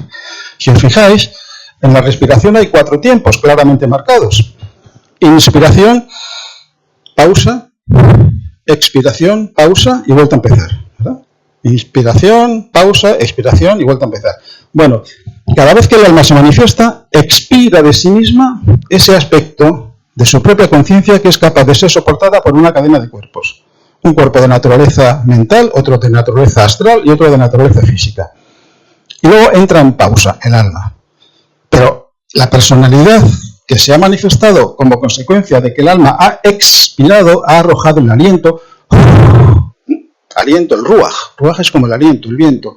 Esa personalidad que se ha manifestado entra en actividad. La actividad de la personalidad es la pausa del alma. Hasta que el alma dice, bueno, tu tiempo ya se ha cumplido, vuelve hacia mí. Y entonces, ¿qué hace el alma? Inspira. Inspira lo mismo que antes había expirado.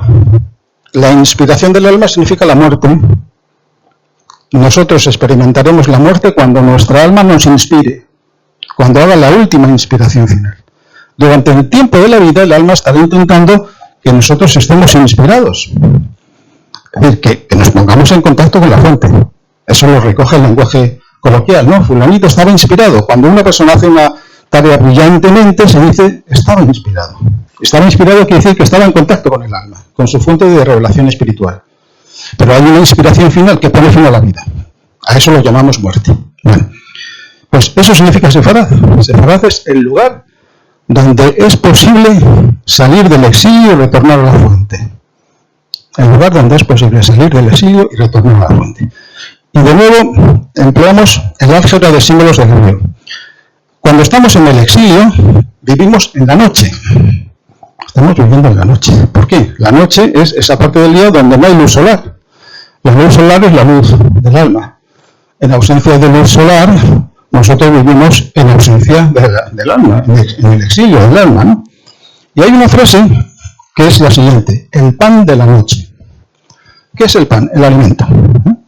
Y yo digo, el pan de la noche, si yo me alimento del pan de la noche, estoy prolongando indefinidamente mi condición de estar en el exilio. Porque en el exilio se puede estar de dos maneras. Inconscientemente, yo estoy en el exilio y no sé que estoy en el exilio. Estoy más o menos contento con mi vida y no quiero más. Hasta que llega un momento en el que me doy cuenta de que estoy en el exilio. Y ahí empieza mi rebelión interna. Digo, no, yo intuyo que la vida tiene un sentido más allá de lo que hasta ahora estoy experimentando, que en mí hay una instancia superior que es mi verdadera naturaleza. Porque en algún momento me he experimentado a mí mismo de una forma radicalmente distinta. Y entonces digo, yo quiero estar siempre así. Quiero que esta sensación de vivir en plenitud no se me vaya nunca. Eso lo habéis experimentado seguro, todos. Y no solamente quiero que no se me vaya nunca, sino que la quiero ampliar, la quiero intensificar, me quiero establecer ya para siempre en esa nueva vivencia. Eso es salir del exilio y volver a la fuente. Salir de Sefarad y volver a Yerushalayim, el Makom Haneshama, el lugar del alma. ¿De acuerdo? Bueno, pero mientras yo estoy en el exilio, o sea, en Sefarad, y no soy consciente, me alimento del pan de la noche. Entonces yo puedo decir que esa condición de quien está en el exilio y no lo sabe es como el lugar del pan de la noche. Se va entendiendo la lógica, ¿no?, a todo este razonamiento. Bueno, entonces voy a poner, que no lo he hecho, la palabra Sefarad, que antes la puse, la voy a repetir. El valor, o sea, cojo la palabra Sefarad, la pongo en la balanza de pesar que tenemos aquí, y miro la pantalla y me sale 344.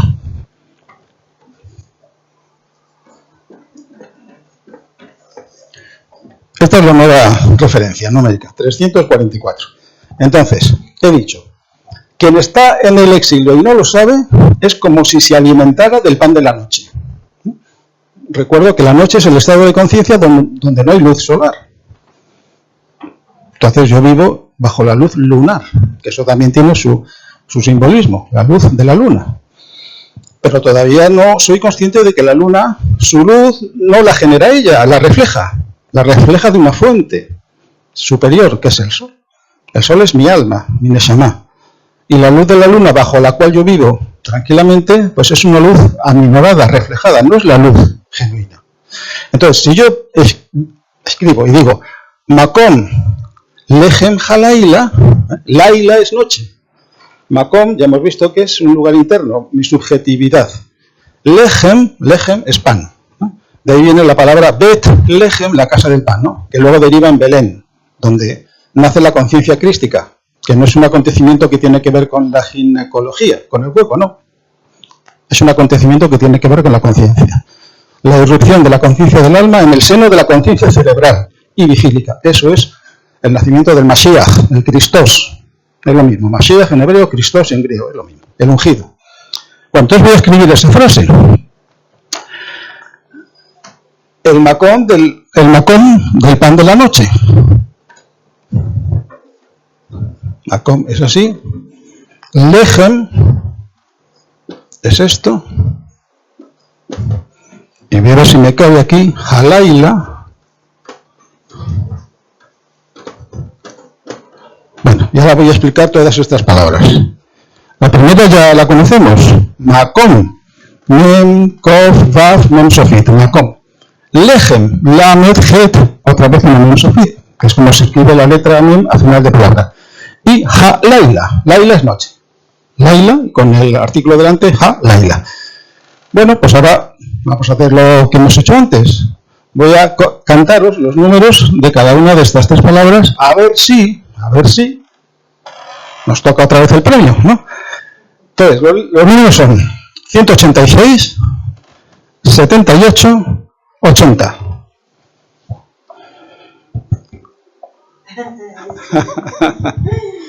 Correcto. ¿Eh? Ah, no, inténtalo de nuevo. A ver.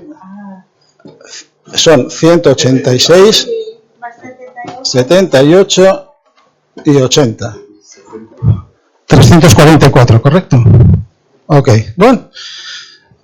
otra vez tenemos que interpretar estas, comillas, coincidencias, porque no son coincidencias, es un fenómeno de resonancia natural. Cuando yo digo Sefarad, estoy emitiendo una energía, una vibración que interacciona con el conjunto de todas las posibles frases que se pueden construir con las letras hebreas.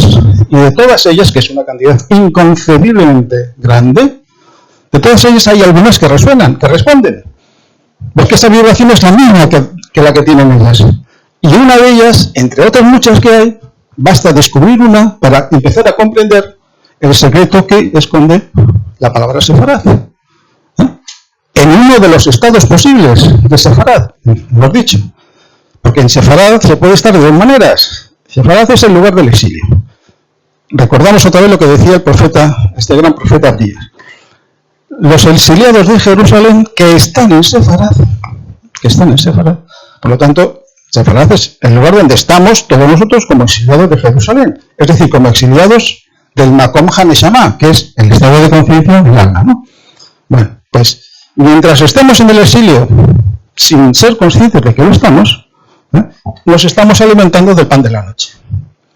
Estamos prolongando indefinidamente esa condición de ser exiliados. Pero del exilio se sale, como antes dijimos. Hay unos versos preciosos de un poeta alemán, que seguramente conocéis, que nombrar entero el nombre toma su tiempo, porque se llama Jonathan Christian Friedrich Hölderlin. ¿Os suena? Hölderlin.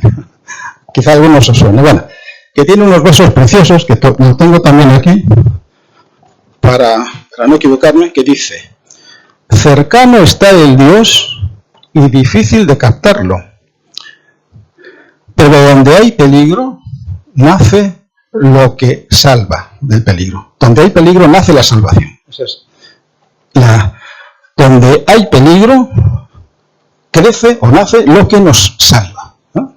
Es bonito, ¿verdad? El Dios está cercano, pero es difícil captarlo, acercarse a Él. Está próximo. He dicho lejano. El Dios está próximo. ¿Quién es el Dios? Mi naturaleza espiritual o divina, da igual.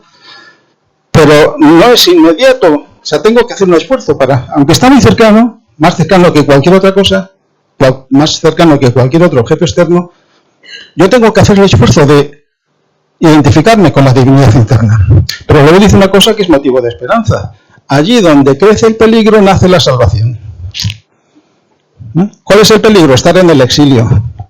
¿Cuál es la salvación? Salir del exilio. Clarísimamente, ¿verdad?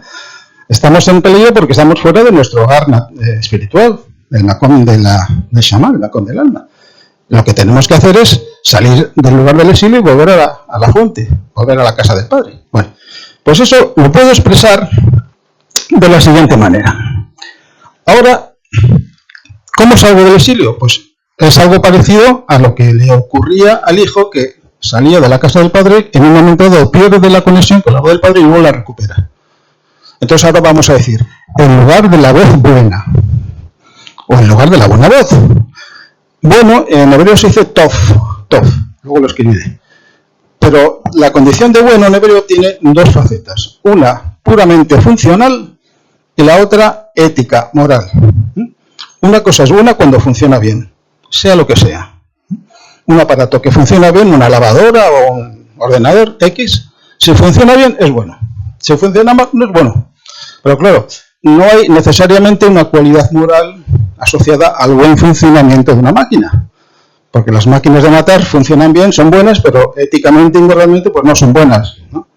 Entonces, Tov significa bueno como funcionalidad correcta, pero también significa excelencia ética, moral. Tov. Aquí vamos a trabajar sobre los dos. Porque hay una voz que es práctica, que funciona y que es buena, que es la voz del Padre, la voz de la fuente, que llega a mí, ¿no? Que es la vía que me permite salir del exilio. Entonces la frase que vamos a poner ahora es en lugar de la buena voz. En lugar de la buena voz. Que la voy a escribir. Otra vez tengo la palabra Makom, Hakol, Tov. Ya conocemos estas palabras, Tov, Kol y bueno, Tov. Una con, ya no necesito volver sobre ella, la hemos visto. Col, también la hemos visto varias veces. Una cof, una gaf, una lamed, con el artículo delante. Y tof, esta letra se llama tet, una gaf y una bet. Tof, bueno, pues los números ahora son los siguientes. 186, 141, 17. Y el número de referencia es 344.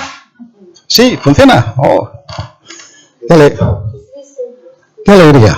Bueno, ¿qué quiere decir esto? Pues la cualidad oculta que representa el número 344 la participan dos frases muy diferentes entre sí, pero muy íntimamente relacionadas, que es estar en el exilio sin conciencia de que se está alimentándome del pan de la noche, o sea, Makom lejen halaila, me alimento del pan de la noche y permanezco en el exilio. Mi conciencia está adaptada a ese exilio, hasta que deja de estar adaptada.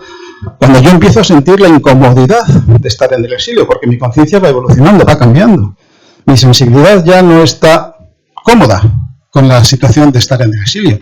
Entonces busco, me revuelvo, ¿no? Empiezo a buscar. Y en esa búsqueda está el germen de una nueva audición, de una nueva voz, nueva relativamente porque no es nueva. La oí durante mucho tiempo y dejé de oírla y ahora la vuelvo a oír, la voz del Padre. En este caso es la voz buena, la voz que funciona.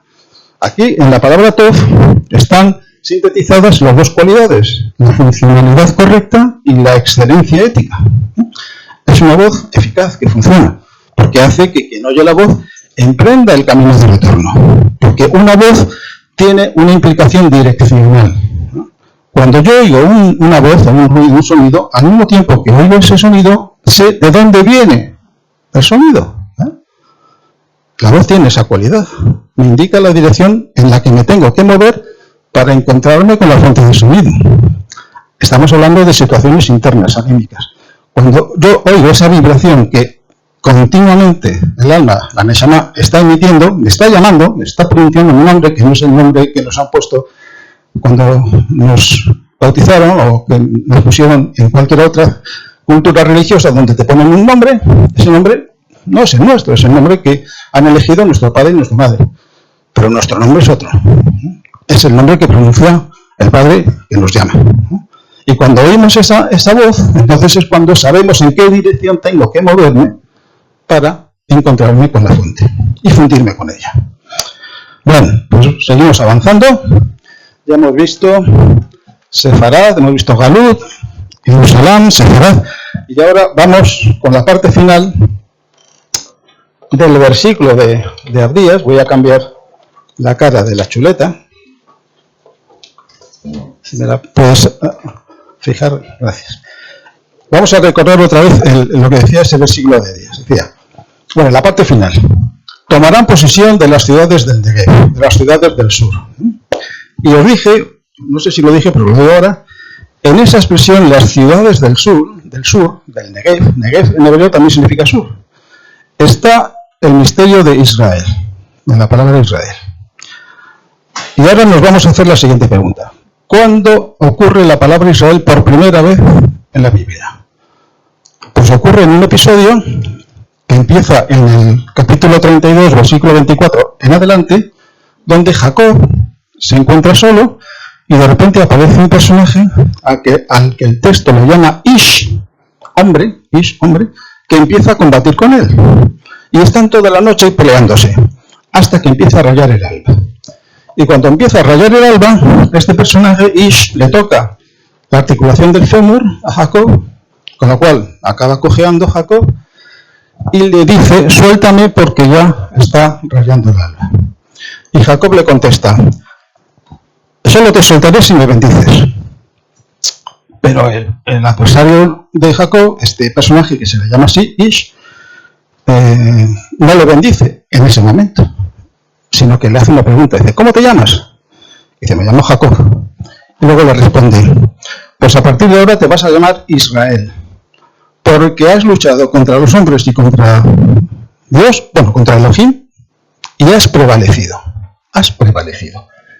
Es distinto decir has prevalecido a decir has triunfado. No, has prevalecido. Has preservado tu identidad. has preservado tu identidad. La lucha acaba en tablas. Nadie vence a nadie. En la tradición judía se ha instalado la creencia de que Jacob pelea con el ángel y lo vence. Digo ángel porque a ese adversario nocturno se le llama también muchas veces el ángel de Jacob, de Esaú, perdón, el ángel de Esaú, porque Jacob está huyendo de su hermano Esaú, que aparentemente quiere matarlo, por las historias que han tenido antes entre los dos hermanos. Pero el significado de la lucha no es que alguien, o el desenlace de la lucha no es una victoria o una derrota, es tablas. Ha prevalecido la identidad de Jacob, ha prevalecido sobre otra posible identidad que él no ha sido capaz de reconocer. Y luego le dice el personaje, tú ya no te vas a llamar Jacob, sino que te vas a llamar Israel, por las razones que he dicho antes. Y luego viene Jacob y le dice a este personaje, ¿y tú cómo te llamas? Y la respuesta del personaje es, ¿para qué quieres saber mi nombre? ¿Para qué quieres saber mi nombre? Y luego le bendice y se larga. Fijaos, qué interesante es esto. ¿Qué le ocurre a Jacob? Entra en posesión de su nombre, Israel. Mi nombre es Israel, no es Jacob, es Israel. Pero no entra en posesión del nombre de aquel que le ha cambiado el nombre. Quiero que veáis la importancia que tiene esto. Jacob entra en posesión de su nombre, pero el nombre de aquel que le ha cambiado el nombre no lo sabe, lo desconoce. Porque ante la pregunta, ¿cómo te llamas?, la respuesta es evasiva. ¿Para qué quieres saber mi nombre? Es una manera de decir, no estás preparado para saber mi nombre. ¿Por qué? Porque has preservado tu identidad en esta lucha sagrada que hemos mantenido durante la noche. ¿Qué tendría que haber ocurrido para que a esa pregunta, dime tu nombre, le hubiera respondido con mi nombre? Pues tendría que haber ocurrido que Jacob no hubiera preservado su identidad, su falsa identidad como Jacob. Porque el nombre Jacob proviene de su hermano, en realidad, Esaf. Porque Jacob nace prendido, sujeto al tobillo de su hermano. Y en hebreo tobillo es Ekef. Ekef. Ayin, Kof, Bet. Y de ahí viene el nombre Yaakov. En realidad Jacob lleva el nombre de un nombre que hace referencia a su hermano, pero no hace referencia a él mismo. El nombre que hace referencia a él mismo es Israel. Pero Jacob, sí, bueno, si quieres preguntarme ahora, nada. Tengo entendido que Jacob significa engañador. Sí, también la raíz Akaf, Ayin Kof Bet, significa eso, justamente. Significa las dos cosas. Tobillo, es que estar cogido del tobillo de alguien es una manera de decir engañarlo, o tener una conducta marrullera, nada honesta, engañar. Entonces, si leéis la historia de Jacob tal y como está en el Génesis, pues efectivamente es así, ¿no? Jacob aprovecha el estado de necesidad de su hermano Esaú para comprarle los derechos de primogenitura. Y luego suplanta su identidad cuando Isaac ya está ciego y quiere darle la bendición al primogénito, se disfraza de Esaú por mediación de la madre de ambos, Rivka, Rebeca, le pone una piel de cabrito porque Esaú era muy aficionado a la caza, entonces para engañarle a Isaac, pues se disfraza de su hermano y entonces recibe la bendición. Bueno, eso sería también otra historia. Lo que interesa es el significado de esa lucha mística que tiene lugar en la noche. Esa noche representa la vida de cualquier ser humano. No es un acontecimiento histórico que ocurriese en un momento dado y luego ya no vuelve a ocurrir más, ¿no? Es un acontecimiento que está ocurriendo siempre. Todos nosotros somos Jacob luchando contra ese mensajero, ese Ish, que es nuestra alma. Mientras querramos preservar nuestra identidad, no sabremos el nombre de quien nos cambia el nombre. Pero ese nombre, en realidad, ¿de quién es el nombre? Es el nombre de mi alma. Solamente un ser divino y espiritual es capaz de cambiarle el nombre a alguien, porque es el conocedor de su destino. Antes dijimos, el nombre de una persona tiene el secreto de su destino. El adversario nocturno de Jacob tiene el secreto del destino de Jacob, porque es su alma, es su Mesías, su Mashiach. Entonces le cambia el nombre, porque él sabe el nombre. Tu nombre es Israel, Jacob no, Israel. Pero te vas a quedar sin saber el nombre. No por gusto, ¿no? Porque no me has demostrado aptitud para recibir mi nombre. Porque has querido preservar tu falsa identidad. Y así se lo dice. Has luchado contra los hombres y contra Elohim y has preservado tu identidad. Has prevalecido, esa es la palabra. El término que se utiliza es el verbo yahal. Yahal significa prevalecer, no triunfar, prevalecer. Permanecer identificado con lo que yo era, con lo que quería ser, más bien. ¿No? ¿Se entiende esto hasta ahora? Vale. Entonces, la última parte del versículo de Abdías dice: tomarán posesión de las ciudades del Negev.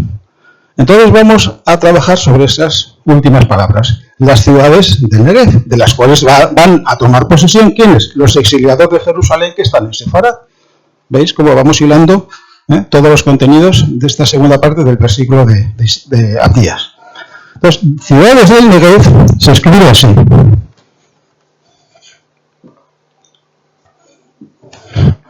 Ahora lo explico.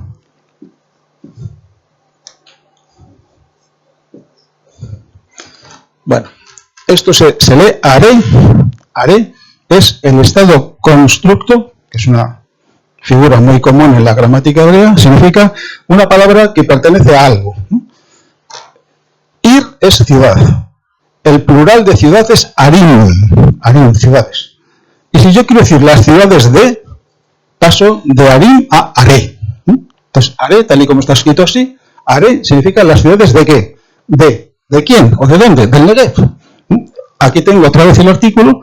Aquí tengo la letra Nun, aquí tengo la letra Gimel y aquí tengo la letra B. Entonces, ¿cuál es el número de referencia ahora? Pues el número del nombre, porque es la clave de toda esta escena de Génesis.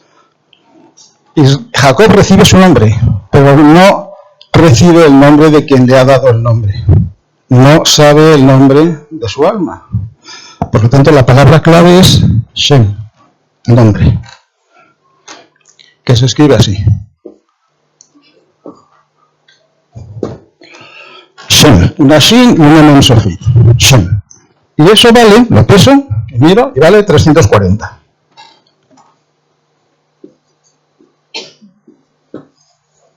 Que es el nuevo número de referencia. Bueno, pues vamos a ver. Son dos numeritos nada más. Are es 280.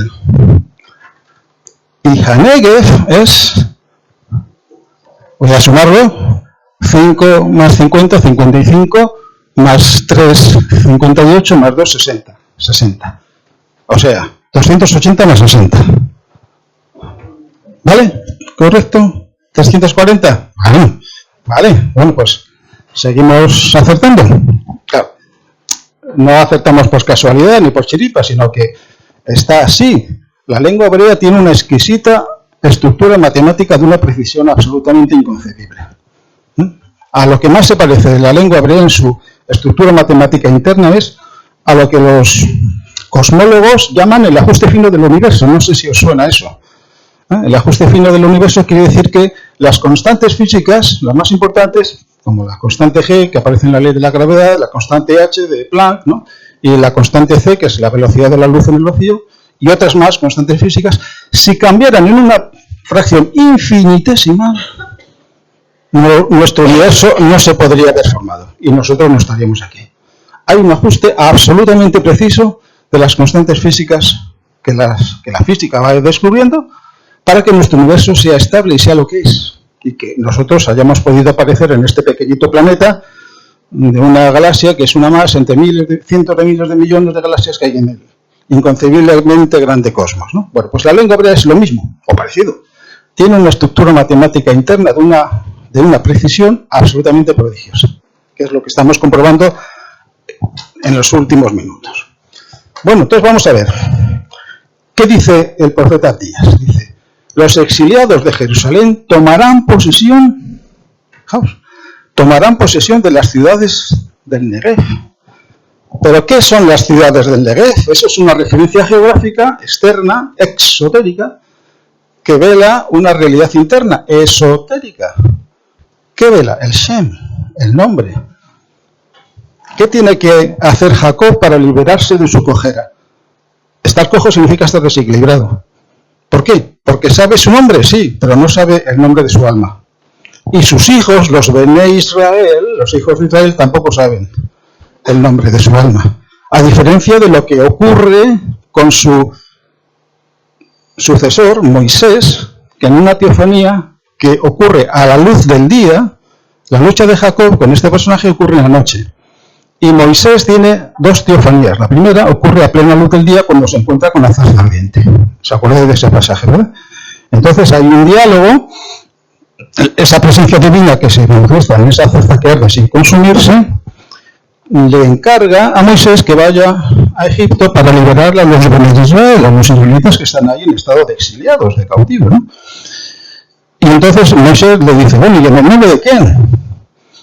Voy yo al faraón y le digo, oye, quiero que dejes salir a mi pueblo para traérmelo aquí y adorar a esta divinidad que se me ha aparecido de esta manera.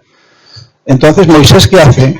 La misma pregunta que le hizo su antepasado Jacob de noche y no obtuvo respuesta. ¿Qué hizo Jacob? ¿Cómo te llamas?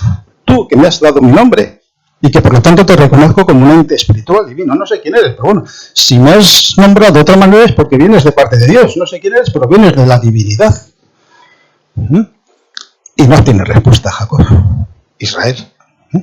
Pero Moisés sí, porque Moisés está en un nivel de conciencia mucho más elevado. Por eso su encuentro con la divinidad ocurre a plena luz del día. Y esa pregunta obtiene respuesta. Claro, una respuesta enigmática. Le dice, Eheye Asher Eheye. Es una frase hebrea que se traduce de muchas maneras. La traducción más correcta sería, yo seré ese yo seré. Yo seré ese yo seré. Porque en hebreo no se puede decir yo soy. No soy. En la Septuaginta, en la traducción al griego, se dice algo, se traduce ego eimi oton. Yo soy el ser.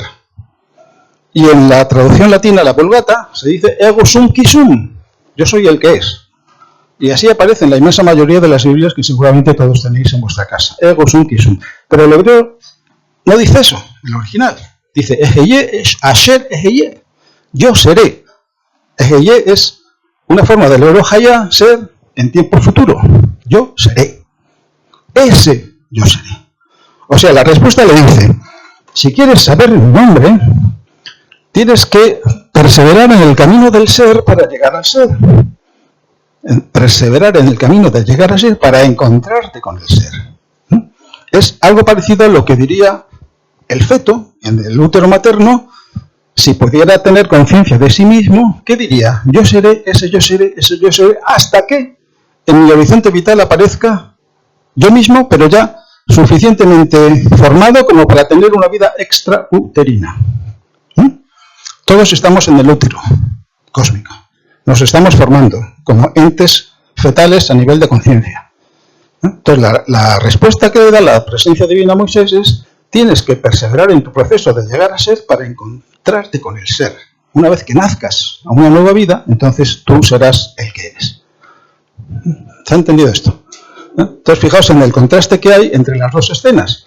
La escena de Jacob luchando con este personaje durante la noche y la escena de Moisés enfrentando a la zarza ardiente a plena luz del día. Bueno, pues, ¿qué significa entonces? Que los exiliados de Jerusalén tomarán posesión de las ciudades del Negev. Ya hemos visto que las ciudades del Negev es una manera externa, velada, de llamar al nombre, al Shem, porque vibra en la misma frecuencia. El profeta Abdías veló el nombre en esa referencia geográfica, las ciudades del Negev. Todos nosotros tendremos que tomar posesión de nuestro nombre. Todos somos Jacob, luchando contra el personaje durante la noche. Y cuando acaba la noche se acaba esta vida y empieza otra. Porque la aurora significa el lugar donde reside el alma. Fijaos lo que le dice el personaje a Jacob. Déjame porque ya empieza a amanecer. Y ahora voy a hacer una referencia al árbol de la vida. de la siguiente manera. Este árbol representa un día arquetípico, Esta sefira de aquí se llama Malhut, el reino, representa el crepúsculo, Erev, el crepúsculo. El día judío empieza con el crepúsculo. Cuando se ven las primeras estrellitas en el cielo, ahí empieza el día judío. Al crepúsculo le sigue la noche. Estas tres sefirot de aquí, Hod, Netzach, Yesod. Esa es la noche. ¿El pan de la noche qué es? Pues el alimento de alguien que vive nada más que aquí. Esto en Kabbalah se llama el Olam HaYetzirah, el mundo de la formación. Estas tres sefirot. Y la siguiente tríada, Tiferet, Gesed, Geburah, es la aurora. Después de morir, ¿dónde vamos? A la aurora. Al Shahar. Aurora se dice Shahar. Aquí tenemos Erev, el crepúsculo, Laila, la noche, Shahar, la aurora. Por eso le dice este personaje que lucha con Jacob, le dice, déjame que la aurora ya está empezando a salir. O sea, le está diciendo, se te acabó el tiempo, tu vida se te acaba. Yo me tengo que seguir mi camino y volveré otra vez, a la siguiente noche volveré otra vez a luchar contigo, a ver si eres capaz de no preservar tu identidad, a ver si eres capaz de reconocerme y de entregarte a mí en cuerpo y alma, porque solamente de esa manera saldrás de la noche e ingresarás en la aurora. Todas nuestras vidas acaban aquí, en la aurora, hasta que somos capaces de agotar el ciclo de las vidas sucesivas, que en hebreo se llama las Gilgulim, las rotaciones, y entonces ya penetramos en la tríada superior, Keter Jochma Binah, la corona de la sabiduría y la inteligencia, que representa la mañana, el Boker. Hay un salmo donde se dice la alegría viene por la mañana, porque la mañana significa, vivir en la mañana significa que ya he dejado atrás la noche y la aurora, ya estoy en la mañana. Una mañana permanente que se dirige ¿a dónde? A luz, al día, a la luz del día. Salir a la luz del día. Así empieza el libro egipcio de los muertos. El libro de la salida a la luz del día. ¿Dónde está el día? Arriba, por encima de Keter. Aquí no está representado, pero ¿qué hay por encima de Keter? La luz infinita, En Sof Or. La Yejida. La Yejida. ¿Veis un poco el profundo significado y simbolismo que tiene este diagrama? Lo repito. El crepúsculo, ahí empieza toda vida. La noche, nuestra vida estamos en la noche, alimentándonos del pan de la noche. Cuando morimos, ¿dónde vamos? Aquí, a la aurora, que es donde reside nuestra alma, en Tiferet. Simbólicamente es el hogar del alma, Tiferet. Pero todavía no estamos autorizados para pasar a la mañana, al Boker, a la tríada superior, porque nos queda trabajo que hacer aquí. Tenemos mucha tarea pendiente todavía en los dos mundos inferiores. Este se llama Olam HaYetzirah, el mundo de la formación, y este es Olam HaSiyah, el mundo de la acción. Malhut, todos estamos en Malhut ahora mismo, en el mundo de la acción. Acción mental, acción emocional y acción física. Y al mismo tiempo estamos en el mundo de la formación, porque este es el mundo psíquico.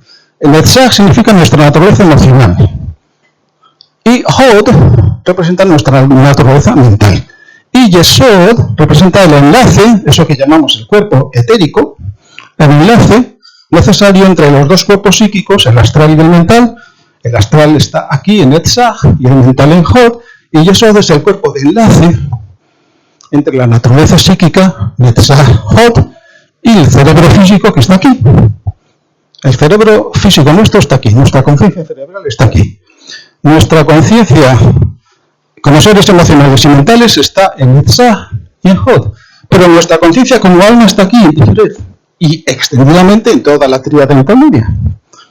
Pero hasta que no nos identifiquemos como nefes, no nos identifiquemos con la Neshama, estaremos condenados a volver otra vez a sumergirnos a la noche, alimentarnos del pan de la noche, hasta que empecemos a oír la buena voz. Ya lo he borrado. La buena voz. Makom Hakol Tov. Que eso vibraba en la misma frecuencia que Sefarat, en lugar del exilio. Y entonces salimos de Sefarat y volvemos a Yerushalayim. El Makom de Neshama. ¿No? ¿Veis cómo funciona? Bueno, no sé cómo andamos de tiempo, yo creo que ya hemos consumido, ¿no? ¿Cuánto? ¿Ya son las 8? Hostia, bueno, pues paramos ya. Perfecto, pues nada, yo pongo punto final y os escucho ahora vosotros. Quien quiera hablar tiene un micro. Gracias por vuestra colaboración.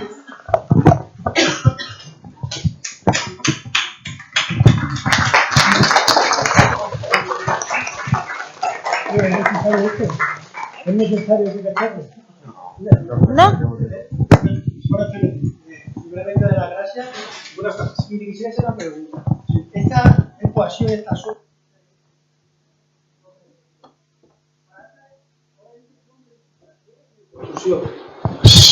¿Me has dicho, perdón? La ecuación que usted ha hecho, porque tiene estas frases, Sí. a mí me lleva a pensar en cosas positivas y de inspiración para el crecimiento espiritual, incluso apoyado en su vida. Pero, ¿esta misma cosa se puede también emplear en frases negativas? Sí, de hecho, algunas de las frases que he puesto tienen connotaciones negativas. Por ejemplo, cuando digo Sefarad, también vibra en la frecuencia Makom Lehem Halaila, en lugar del pan de la noche. Es una frase, hombre, no es que sea negativa en el sentido que contenga maldad, no. Simplemente es una frase que describe el estado de conciencia del que está en el exilio contento y que está asimilado a su exilio espiritual, porque todavía no sabe que está en el exilio. Él quiere vivir una vida, pues la que le toque vivir, hasta que llegue un momento en que sentirá la incomodidad de estar en el exilio y ya no se alimentará del pan de la noche. Pero en ese sentido, si lo significado, esa frecuencia y esa coincidencia con los números, supongo o entiendo, Sí. mi ignorancia, No. entiendo que tiene que llevarnos a Una sombra, un lado sombrío, quieres decir. a un lado, bueno, más que sombrío, ¿no? Porque, Bueno. Pero lo que yo digo es, se podrían emplear las mismas frases, por ejemplo, todo esto que usted ha dicho nos ayuda a reunirnos o a entrar en la comunión con nuestro Dios. Pero si hiciéramos todo lo contrario, que utilizáramos palabras que nos alejaran, también las ecuaciones también coincidirían. Claro que sí. Mira, hay un ejemplo muy claro que es dos letras hebreas, la Ayin y la Resh, que se pueden leer en un sentido o en otro. Si yo digo Ayin Resh, leo Er. Y si cambio el orden, Resh Ayin, leo Ra. Las letras son las mismas, cambia el orden. La frecuencia es la misma, porque ni añado ni quito letras, 270. Pero si digo Ra, estoy diciendo mal, la maldad. Y si digo Er, estoy diciendo despierto. Despierto. ¿Es el mismo sonido? Casi.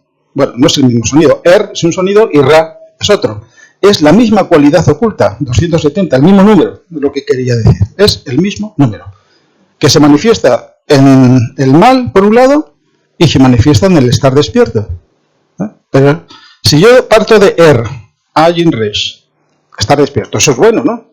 Es la tendencia positiva que todos tenemos, despertar espiritualmente. Pero si cambio las letras, ya no estoy en una situación buena, estoy en una situación contraria. Ra, estoy en el mal. O sea, estoy dormido. Estando dormido no estoy en el bien. Lo cual no quiere decir que estando dormido me convierta en un asesino en serie, en un violador o en una persona miserable. No, estoy dormido simplemente. No soy consciente de que soy un ser luminoso, un ser espiritual y divino. Ahí tienes un ejemplo, ¿no? De cómo. El contexto final o el porqué, ¿cuál sería de esto? Bueno, pues. El porqué de esta suma o de buscar la frecuencia y la vibración de el porqué. Sí, pues el porqué es, primero, demostrar la potencia que tiene la gematría para revelar misterios en relación a la condición humana. El misterio de Sefarad, lo hemos visto. El misterio del Galut, del exilio, lo hemos explicado a lo largo de la charla. El misterio de Jerusalén, el Makom del alma, la ciudad de fuego, lo hemos visto. El misterio de Sefarad es lo que acabamos de ver. El misterio de las ciudades del sur, de las cuales hay que tomar posesión, lo acabamos de ver. El nombre, Shem. Todos tenemos que tomar posesión del nombre de nuestra alma, que es nuestro nombre real. Es decir, el objetivo de todo esto es mostrarnos un mapa existencial de nuestra vida que nos conduce a llegar a ser quien somos. A perseverar en nuestro devenir de ser. Yo seré, ese yo seré, la respuesta que le da la zarza ardiente a Moisés, yo seré, ese yo seré, hasta que me encuentre con el ser y me identifique con él y lo reconozca como mi ser, como mi identidad. Ese es el objetivo de todo esto, de la evolución humana. Y todo esto se refleja en este maravilloso esquema.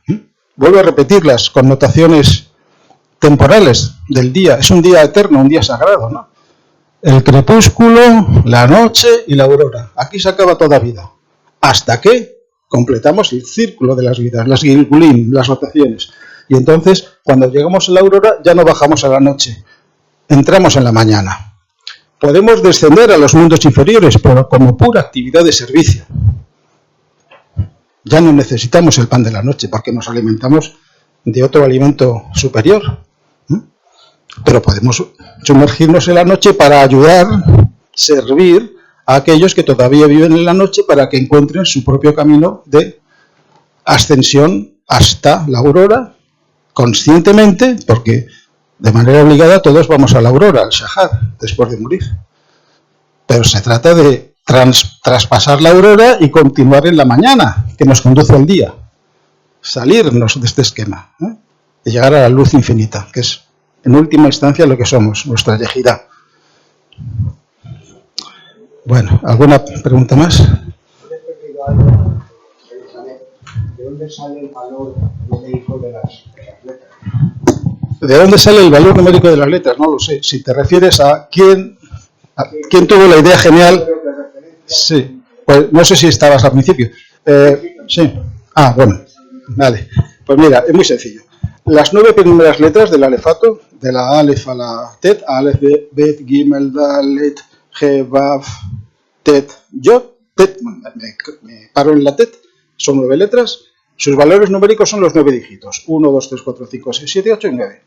El siguiente grupo de 9 letras, Yod, Kaf, Lamed, Mem, Nun, Samech, Ayin, Pe, Tzade, 9, son las 9 decenas, 10, 20, 30, 40 y hasta 90. Y luego tenemos 4 letras más, la Kof, la Resh, la Shin y la Taf, que valen 100 la Kof, 200 la Resh, 300 la Shin y 400 la Taf. Esa es la correspondencia. Si me preguntas, ¿a quién se le ocurrió eso? No tengo ni idea. No tengo ni idea. Pero vamos, es una correspondencia que responde a cierta lógica. El griego clásico responde al mismo esquema, solo que hay más letras, ¿no? Alfa, beta, gamma, tal, ¿no? También cada letra tiene su valor numérico y el esquema es el mismo. Ah, pues mira, siempre aprendemos algo. Ah, muy bien. Porque es tan importante que el ser tenga nombre. Ah. Si nos estamos moviendo en un plano tan superior, A ver. Si nos estamos moviendo en un plano tan superior, ¿por qué es tan importante que cada ser tenga un nombre?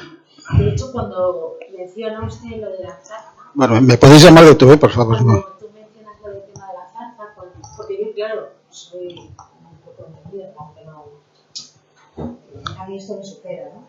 Entonces, yo siempre he entendido que cuando habla con la zarza, dice, yo soy el que soy. Sí, yo pienso que tan importante es que cada individuo, cada ser, tenga un nombre.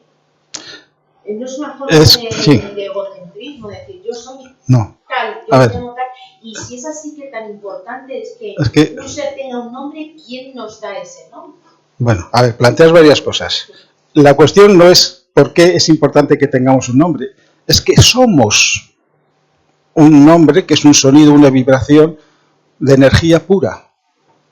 El nombre en realidad es una palabra que vela un misterio, que es la vibración espiritual pura que cada uno de nosotros es.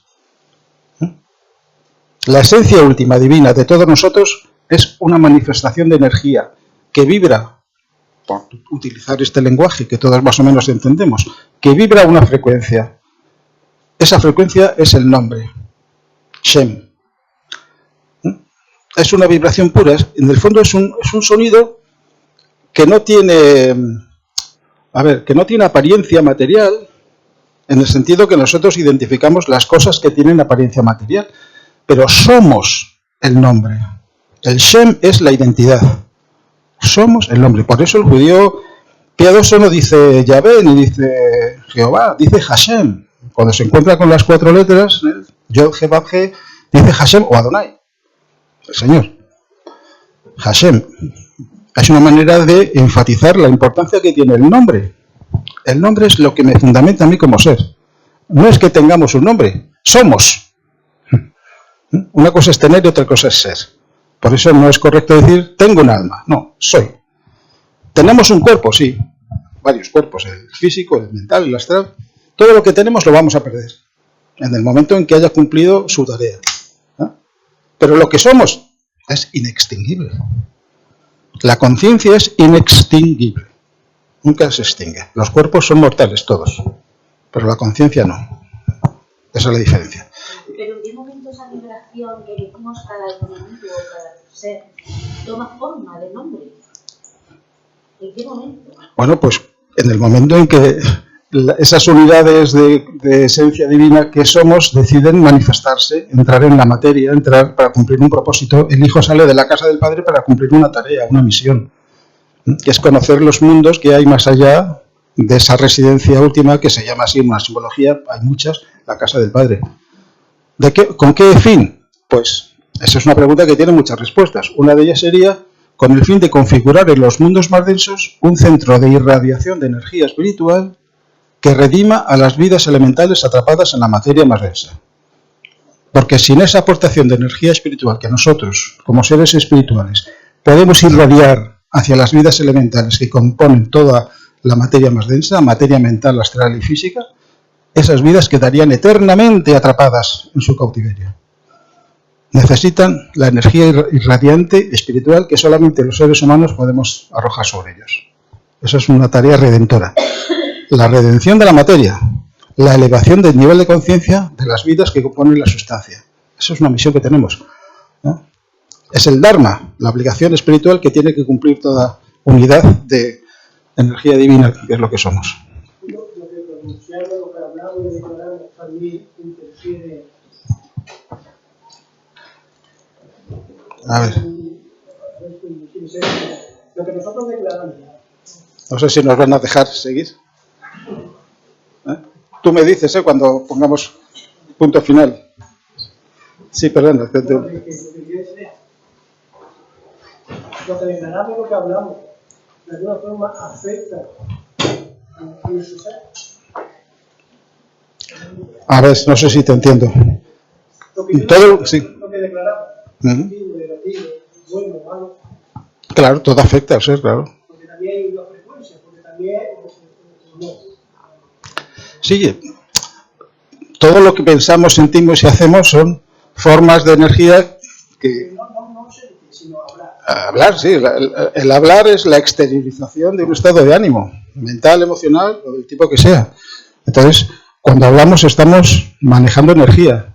Si hablamos mal, hablamos de manera agresiva, mentirosa, Se mide también, así como usted ha hecho, ¿ves? ¿Perdón? Se mide también. Se mide. Bueno, eso es una manera de hablar. Toda energía es mensurable, pero no con las unidades profanas que... Sí, pero utilizamos el término frecuencia en un sentido simbólico. Sí, es una frecuencia que no se mide en hercios, ni en ciclos por segundo, ¿no? Son números puros, adimensionales. Es un número adimensional. No tiene dimensiones. O sea, si digo, Shem vale 340. ¿340 qué? Nada, 340. No tiene unidades. Yo puedo decir, este diapasón vibra en tantos hercios, tantos ciclos por segundo. Es un número con unidades. Pero el nombre en sentido espiritual no tiene unidades. Es una entidad numérica pura, invisible, sagrada. Los números son sagrados. En el sentido sano de lo sagrado. No sé si te respondo algo. Bueno. No sé si estamos ya en el hemos rebasado el límite, ¿verdad? Bueno, pues gracias.